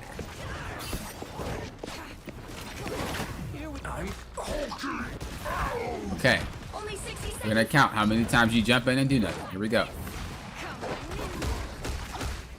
Okay, that's one. Okay, we're in it. Oh, that's two. Okay, now we're setting up. Okay. I see what you tried to do there. She just kind of got away from you. But that is what you're trying to do. Hop on someone, force a cooldown, hop away. I wish you did it quicker. You stayed longer because you thought you were about to get a KO, but you have to realize that's White Fox. She will go away, and that's what you're baiting out because it's a very long cooldown. So what you just did was great. Just leave earlier because you're knowing that you're not going to get the KO. The easiest way to really go about diving and then hopping back is understanding, again, those three things. Can I get a KO from you? No? Okay, I should leave a lot earlier. Can I get a cooldown? Okay, then I'll leave when the cooldown goes. Can I distract? Okay, I'll stay longer than normal because I'm distracting from my team. Like, those three things will help you so much. By the eye of Agamotto! No more delays.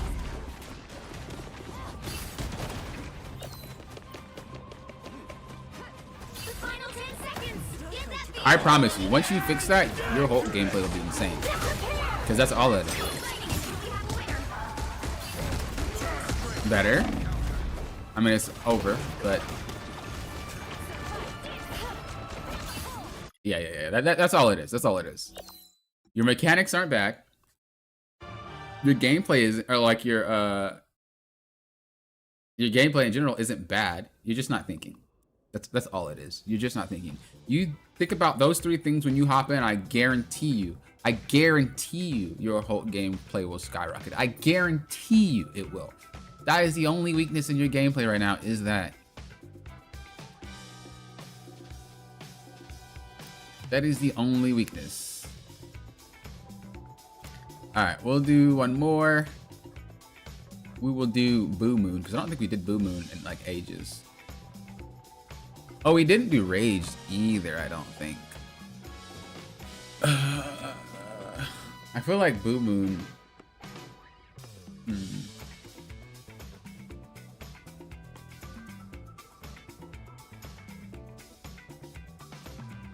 The last Boo Moon. I think I did Boo Moons. I did Boo Moons before the reset that we had, but I don't think I did the recent one. But Raged, I don't think has sent his. I don't think he's sent a replay in ages.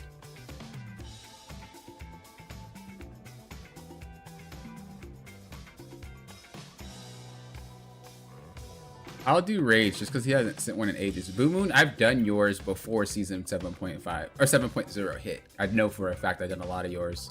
I haven't done Rage at all, so I'll do yours next week. Boo Moon, if you're here.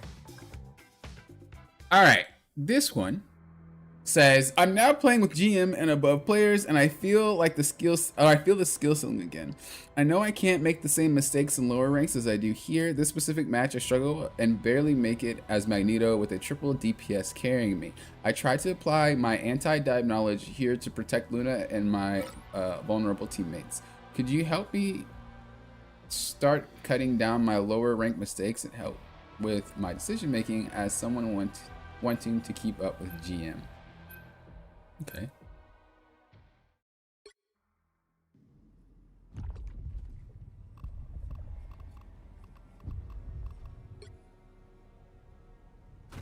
Venom. I haven't played Venom this season. I haven't played him after his buffs. I always stop playing this character even though he gets buffed, and then I play after his buffs compound. But I know that Venom has been a threat to a lot of players lately. A lot of players complain about Venom now. I don't know if it's if it's valid complaints or they're just irritated. But I know a lot of people complain about this freaking hero. A lot of people do. So I would like you to set up first. Set up, get somewhere nice. You know what I mean? Come up here or something like that. I actually don't think you can climb up here. I would have swung and maybe just sat up here maybe. And then play the game. But before every single fight, you want to set up and look for a KO. Venom's is about getting KOs, period. So if you're not doing that, you're failing. You see, if you were already set up and you did the same exact thing, you would have had that KO. Point blank, period. You would have had that KO. So it is important for you to set up and not try to be all around. You gotta set up.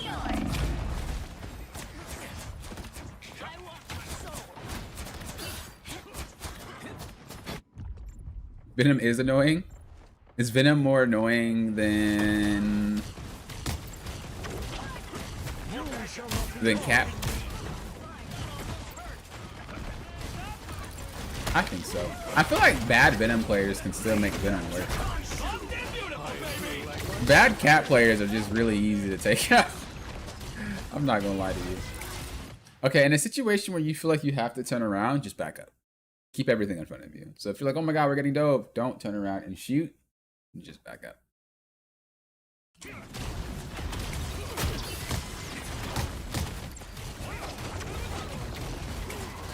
Yeah, just back out of it. It's fine. The reason this all unfolded this way is because you committed to something by pushing and you didn't retreat when you needed to. Mag is all about that push and pull. You give, you get, right? You give, you get. You give, you get. That's how he works all the time. There is no I just walk forward and do what I want like Doctor Strange or anything like that. You have to give it up. Because what happens is once he gets pressured, he's not a capable enough character to deal with the pressure, and everything starts collapsing. And it's too late to do anything crazy because your team already followed you up and you don't have a way to readjust. However, if you walk back as they start pressuring, your team then walks back and nobody gets collapsed on. That's what you're looking to do when it comes to Heroes.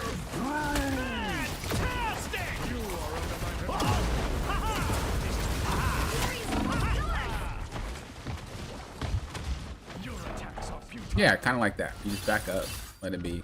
It's a rough round though. Wait, we go to strat? Wait, what happened? Oh, you guys only had one strat? Well, you guys had no strats. Wait, what the flop? Okay, maybe the round one was just like mental boom. That was weird. I'm not sure if I plateaued because my limbs keep being so much less than my enemy team. Are you winning or are you losing?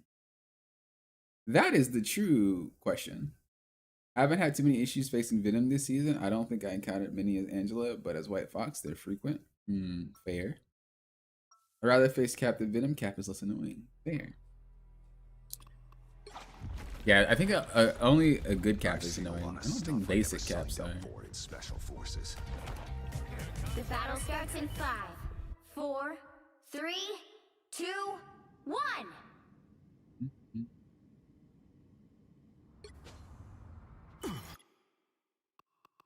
Yeah, y'all need to tank. All you need to do is capture the mission area. So y'all got, oh, you got 2 strats now. What was going on? Okay, now you're solo tanking. So this is gonna be a trap. Don't drop instantly. Just fight up at the top. If you drop instantly, you're cooked. There you go. That's all I like to see. Don't focus on that. Focus on the front. He grabs someone, hold them into your team. Focus on the front. You don't need to focus on the back here. Very nice pushback. That guy's trolling. Wait, that cloak and dagger dude is trolling. Wait, everybody is trolling. You can't really move forward here because there's not really a lot for you to do. You gotta be careful.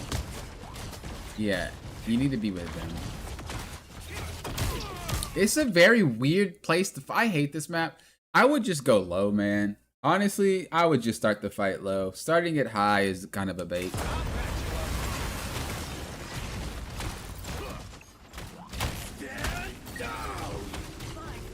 Okay, we were able to take it. Cool. Now you can go high and yeah, continue to poke from there. I wouldn't go this deep though, because again, you're playing mag. You don't have a lot of like movement abilities. As soon as you get run over, you're gonna collapse, and you're solo tanking. You can't do this overextended.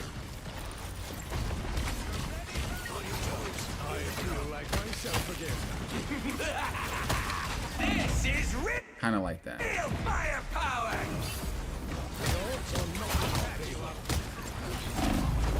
And like that. You led your team into being run over like that. You have to remember, you're playing a character that cannot adjust. You have to make sure the fight is a good fight all the time, otherwise you're gonna get run over. And you're solo tanking. You cannot hurt me. Destroy the wall behind you if you ever get group grabbed. That way he doesn't do any damage. Luckily he didn't put one up. Control lost. We win, but I'll have significantly less limbs than my own team. Yeah, I just kind of got carried. I've been more often now. A nice deep freeze. Well, I'd wait until you actually start losing. Sometimes you don't really get elimination in this game.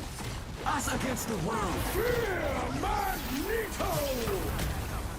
It's the grand Fantastic. You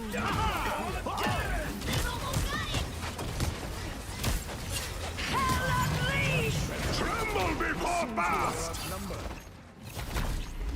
I mean, that was just something. That wasn't on you. They just ulted, man. It's rough. Keep going. It's rough out here. Greatest gift. You could have saved your ultimate, though, and just used it for Hela. It also would have sucked up the spear from Black Panther there. But, again, there wasn't really much you can do. That wasn't your problem. Glory is almost yours. You shall not be harmed.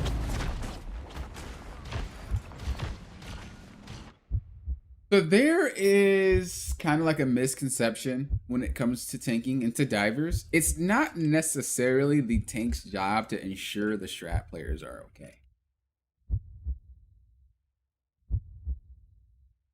Yeah, you can help, but don't get into that feeling of like, oh, the dive DPS KO'd my backline because I couldn't help them and I don't really know what to do to help them in the situation. They should know how to survive on their own. They have a lot of tools to survive. Should they not know how to use those tools, that's on them. Again, not saying that you ignore them because that's false, but you can't beat yourself up in situations like that. She got killed by Black Panther because she got killed by Black Panther. Nothing to do with you not paying attention. Nothing. That's not your fault. It just happens. Your best bet is to try to trade. So if she got KO'd, you should be also looking for a trade at the same time. So that way, well, you got a healer and then I got a healer out, or I got somebody else out. It's not really on you to be flipping your screen around constantly. They should be able to fend for themselves. They're winning, but you've still got a chance. We have done well. Good job.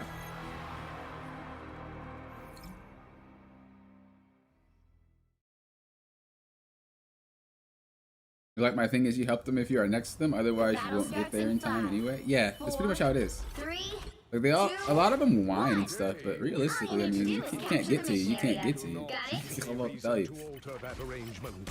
It seems we have come. You're a little bit too far up here.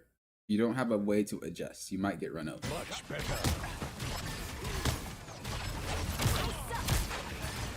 By the eye of Agamotto. Looks like a mission. Yeah. So you're playing tank, like the tank needs to just always be in front. And if they're in front, they're impenetrable. And if I'm here and my team is there, I'm protecting everybody and it's fine. Then you get run over. No. Okay, you don't play tank that way. You play tank for yourself and then they play their spots for themselves. You're not a barrier for your team. That's not how it works. You're not in the front and somehow they don't take damage. It's not an MMO. You know, you're not aggroing them. They can straight up ignore you and shoot everybody else if they really want to. They can dive everybody else if they really want to. That's not your job. You need to position it better. You're only positioning like this because you feel like it's going to help your team in some way, but you're actually hurting them. You need to position well for yourself. That then leads them to position better for you. But when you position in a spot to try to position better for them, it actually makes your position horrible and it makes theirs even worse. It makes sense. So you position for you first and then they follow suit.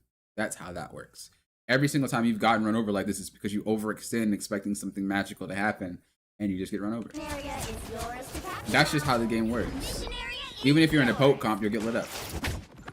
Like, that's something you have to learn before you get to like Celestial, because you're gonna get handled.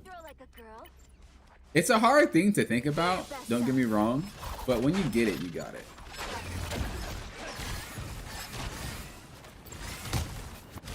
I like the cold. There's 3 DPS, they better be feeling. Yeah. Yeah, you see kind of how you're playing for yourself now. You're playing your life. You're not overextending. You're using cover. You're doing your thing. You got to be careful about doing stuff like that, though, because you're basically saying everything else is free. When you're solo taking, you got to, like, be a goalie. You got to be like, oh, the ball's over there. I got you. Boom, what's up? Over here, I got you. Boom, what's up? You are catching everything if you're solo tanking. The way you're playing right now is very slow and very like non-deliberate, and you know, just let me get you over here, let me move up a little bit, boop boop, let me go over here, boop boop. You got to be quick. That's the thing about solo taking, is that everything is now on you. It's not that it's, I mean, it is harder to solo tank, but you have to be more aware and you have to be more attentive. So look, you go over here because they're attacking, great. Now they're going left, so you got to go left. You're trying to get this Hella off this area, but I don't even think she has a good angle on your team, man. Here they are. I mean, I guess she does, but they should be able to deal with that. That's not really a you thing. It's not good enough to wipe your team, and if it is, then you know, I don't know what to tell you, because you have 3 DPS on your team. That shouldn't really be your priority. Your priority is stopping them from pushing you in. So as you deal with that and contest that, even though they can just get healed and do it again, then they pull it for your left side, right? And now you gotta try to do it with your left side. We're a little bit slow on it. But now he's going to the right. So now you gotta go to the right. It's just, this all you doing. You bobbing and weaving. You over here, I got you. What's up? Oh, you going that way? I'm about to catch you. And you're just constantly catching them. You're making it so that your team can play the game. You're making it so that they can never get in to your team. Yes, you're solo taking. Yes, it's harder. But you have firepower. If you can stop them just for a second and they get lit up by those 3 DPS, or they can dive or whatever, that's enough to make it so that that pressure gets relieved. It's not your job to relieve the pressure yourself because you're solo tanking. You're just kind of being a little bit of a stopper, allowing the game to take a pause real quick before they really start playing. If you're not there, they'll just push, and then you're kind of surrounded and they collapse on you, and they're not what you need. Kind of similar like this. You see, you're really, really overextended. You're flipping your body around all over the place, and you could have just been hitting him in the same spot over here. You're still in cover. You're still watching. And then as they go there, you got to go back over here. But when you move up like this, it's causing everybody else to move up. Look where your DPS is. Look where your support is. Well, they don't do that if you weren't standing there. They'd be more over there. Oops, I'm sorry. They'd be more over here. And it'd be safer for them. And they can hide behind there, or they can follow you behind here, and they'd be playing like this. Instead, look where you're standing. It's causing them to play in a weird spot. Especially if you're a strat player. I mean, y'all know some tanks be in some crazy spots, and you'd be like, bro, I can't see you. And if I try to peek and see you, you're gonna get clapped. There was actually a game that I played. I don't think I've ever said this story to you guys on stream, but there's a game that I played as Cap. And this was in Eternity. Eternity / One Above All. There was some one above all people in that lobby too. The first round, it didn't really go bad. It was convergence. So we kind of won. We stopped them, and then it was gonna be our turn to push, right? And at the end of the first round, I was like, I'm not getting healed. And I was like, well, strats, are you guys being dove? Am I going too deep? And like, what do I need to do? Basically, is what I asked them. And then they said, I typed it. I don't use comms, so I typed it. And they were like, we can't peek Hawkeye. And I was like, oh, I didn't know that's why you were getting healed. I didn't know that's why I wasn't getting healed. I thought it was some other factor. It was a Hawkeye. And you would think, Papa, shouldn't you know? Well, there was a lot of threats in the game. I wasn't understanding that that was the particular one causing me to not get healed. I was assuming the other threats were. So I took care of those, and that was that. And so they said, we can't peek Hawkeye. I was like, okay, I got it. Cool. I put a thumbs up emoji. That was that. I was on that Hawkeye. I got heals. They overextended to heal me. They did everything I wanted them to do. And I just didn't know because I didn't ask. Sometimes you need to think about these things, especially with these weird maps. You need to think about these things. If you are this far ahead, the only time your healers can heal you is by getting out of cover and looping around like that, or standing here and they get shot by a barrage of bullets because you're walking too forward and you're not protecting that sight line. Then your strats get KO'd, and then you get mad at your strats. You're just making it so difficult for them. I would actually recommend you guys, if you guys really think that you're not getting healed, your strats want to heal you, man. I actually apologized to my strats too. I was like, sorry for being hard to heal. They were like, it's fine. It's okay. I would ask them, if you're really not sure why you're not getting healed, bro, ask. They will tell you. Because strats don't ignore tanks. Strats will heal you before they heal themselves. I promise you they will. But you got to know why they're not healing you. You can't just assume, oh, my strats were bad. That's not how the game works. The Jeff wants to heal you, the Mantis, the Adam Warlock, the Ultron, they all want to heal you. There is something preventing it. If you don't know, ask. We could have lost that game if I didn't ask. I only asked because I really was at a loss. Usually I can tell, but that game I was just confused. I was like, bro, what's going on? And they told me, and that's when we won. We won really easily too after I started playing to that issue. So I highly recommend you guys do the same. You ask these questions if you're confused, and they will tell you. It's why I like solo tanking on Hulk. I can actually move around to contest stuff and then return to my team. True. Sorry to identify what I call lemming teammates who will constantly just follow and don't actively take angles or dive, still trying to figure out how to deal with that. Yeah, that happens a lot. That happens a lot. I realized that when I was climbing on PC. There's some strats that like dive super hard with me. I'm like, what are you doing, bro? Are you okay? Are you good? You don't do that.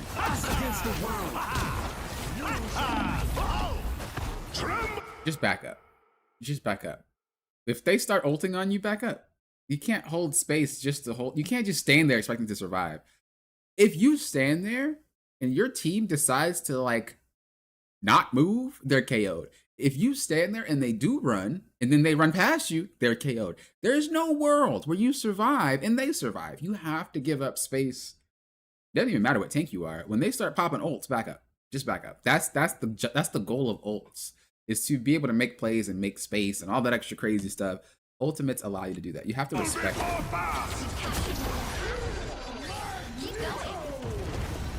That was ambitious. You see, you look back, but you look back because you weren't understanding what happened. You might be thinking, man, my team sucks. This is definitely, I'm not saying you are thinking that, but I'm just saying you could be thinking. Nothing to do on them. You just tanked in a spot where you shouldn't have tanked, and they got run over and punished for it. And then after they leave, after they jump past you, they take them out and they take you out. It happens over and over. You have to understand when you're tanking that you can't hold space just because you decide to stand there. You don't hold space because you're standing there. You hold space because you have more resources than them. If they're firing off 2 to 3 ultimates, man, and you guys have 0, that is resources that you don't have. You're at a deficit. You just got to give it. You got to back up, lose the fight. It's okay. That's what they expended. However, now you are up on resources once they run out. So if they get nothing out of doing all of that, and then you have the advantage, you quickly win the next fight because all you did was reset. Nobody got KO'd. There's not a 10-second timer and a 10-second timer to walk back or whatever. Everybody just backed up, gave 3 to 5 seconds, let everything wear out, and then you fought that again, and then you won the fight in the next 5 seconds because you guys had the resources, and then you continue to stay on point, continue to push the convoy, whatever. All that happened because you just backed up. You will see this a lot if you watch really high ranked games, and I'm talking about some one above all games. It does happen in Eternity, but not low Eternity. It's like mid to high, something like 200 points deep, 150 points deep, whatever. You'll start seeing when people start firing off ults, all people do is back up. They just wait. But in anything lower than that, on both platforms, players generally like try to fight in it, whether it's a Star-Lord ult or a bucket. They try to like they fight in it, or they try to do some crazy ways to block all these ults. Just leave, wait, go back. That's all you have to do. If you do this in lower ranks, you're going to realize how many more fights you win, because your team is going to follow what you do, but you kind of have to, do it beforehand. I do notice the lower the rank you are, the less reactive they are. And I'm not talking about like reaction time. I mean, like they don't know it's bad until it's bad. If that makes sense. Like they don't know when things hit the fan until they actually hit the fan. But if you want to be a really good tank player, you need to know before it hits the fan and then react accordingly. Because if you know what's going to happen beforehand, you know how to position, you know how to make sure that you guys back up before it happens, and everybody is generally in a safer position, or you can use your ult to counteract whatever they're doing. You guys will see me do this a lot when I tank, and I'll even vocalize it. I'm like, well, Star-Lord's about to ult, I'm going to do this, or Bucky's about to ult, I'm going to do this, or their Cloak and Dagger has ult, so we need to do this. And basically, I make sure that there's enough space between me and them, so that way, should they have those collapsing type ultimates, they can't just run us down, right? There's so much space, they have to close that distance and then get to me, past me. That's a lot of space to create with just an ultimate. So it's not happening. So this is why you need to identify it before it happens and then back up and then continue to fight. When you do it that way, you'll be getting not really your problem. Yeah, I would have just backed out of that until your team shot. This is good. Yeah, both of them. He's next to you.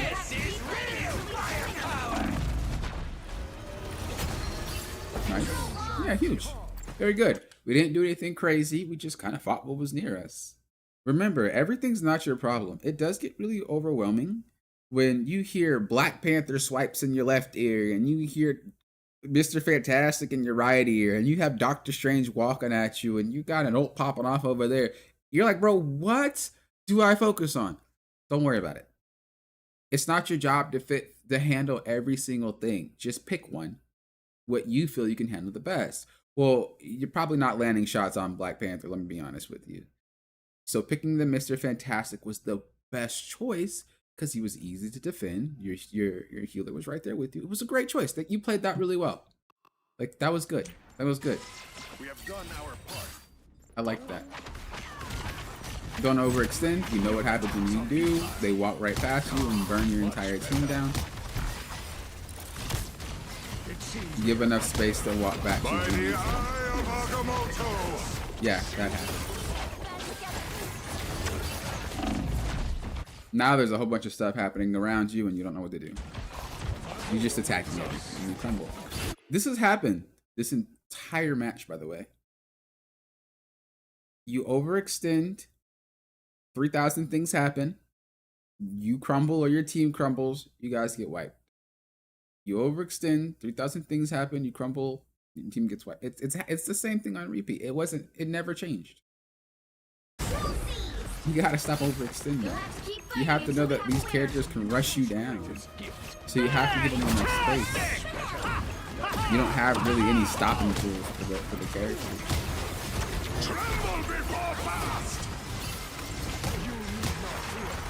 I like that you're focusing on the rocket.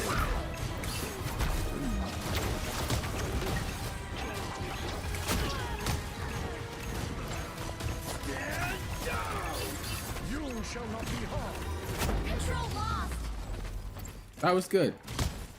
Your target selection there was good. And then you recap. It's literally the same thing over and over again. You do something, team crumbles, you come back, you secure. Then you do something, team crumbles, come back, secure. It's like a replay, a broken record. Stop overextending and then it won't happen. Oh, you have another tank though, so you guys should win. You guys aren't worse. It's just Strong together. you keep overextending. Look, you're doing it again. Stop overextending, man. Bro, if you really want to fight at an angle, just go up here. Boom, boom, boom. And then walk back when you need. Or fight where he's fighting. Boom, boom, boom. Then walk back when you need. You're overextending and there's no cover, so they just run you down.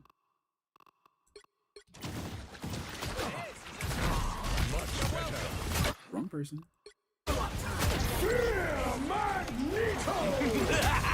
Wow, that's lucky. You know, I saw a cool trick with the Magneto playing in high ranks, and I've never seen it. It was this one Magneto player only. I have never seen it, but maybe you guys can use it, so I'm going to speak on it. This dude, every time Rocket ulted, he would ult and break the beacon or the amplifier. You guys might be like, Poppin', that's old news, bro. I have never seen that in my life. He countered the Rocket with his own ult, and it one-shot it almost. If not, if it didn't, it was very low. And then take it out. I have never seen that in my life. That Magneto player is insane. He did it every time. I was like, this guy's crazy. Who would even think to do that? I never thought to do that. I never even, like, I don't know why, because I feel like it's so simple. But I've really never thought to do that. Your thing is sucking up amplified damage. And then you throw it at it for like 800 damage or something like that. That's crazy. I was like, bro, this guy's serious.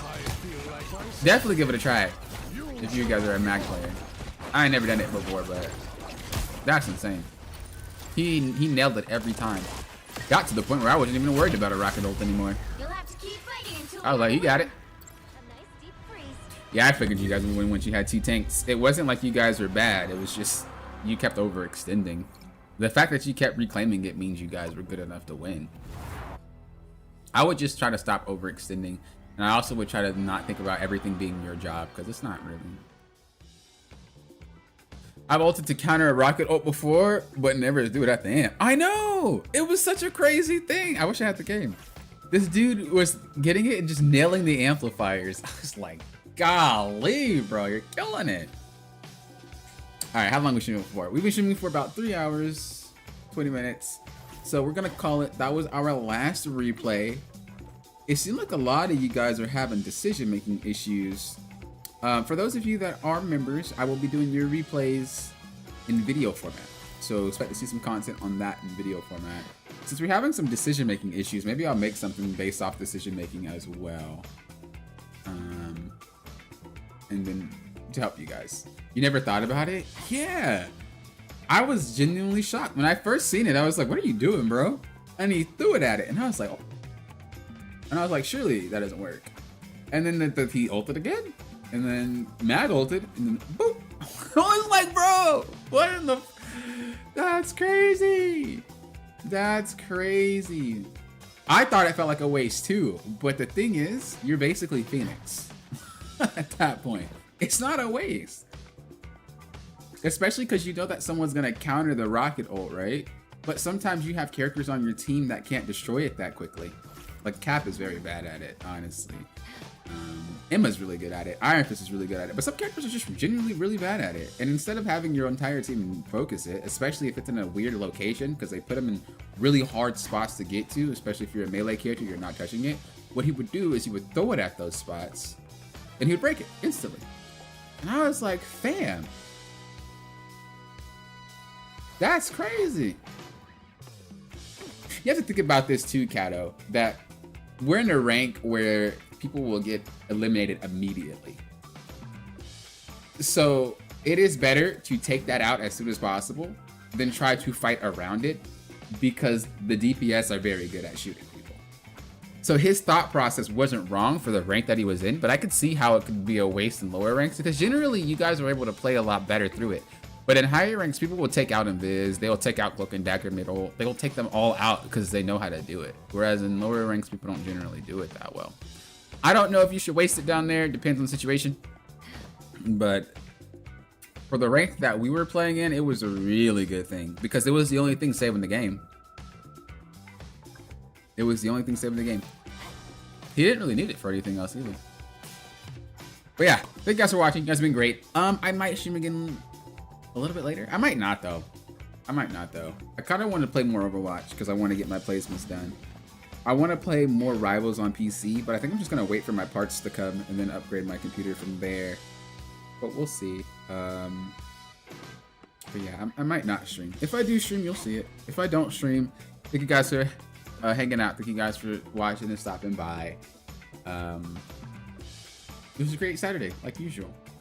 Until next time, you know what I always say. Thank you guys for doing what? Popping often. But often. Peace, peace, late, and members, look out for your replays coming out this week. Like we discussed in our little member post in the YouTube tab. Have a good night. I'll talk to you guys later. Peace, peace.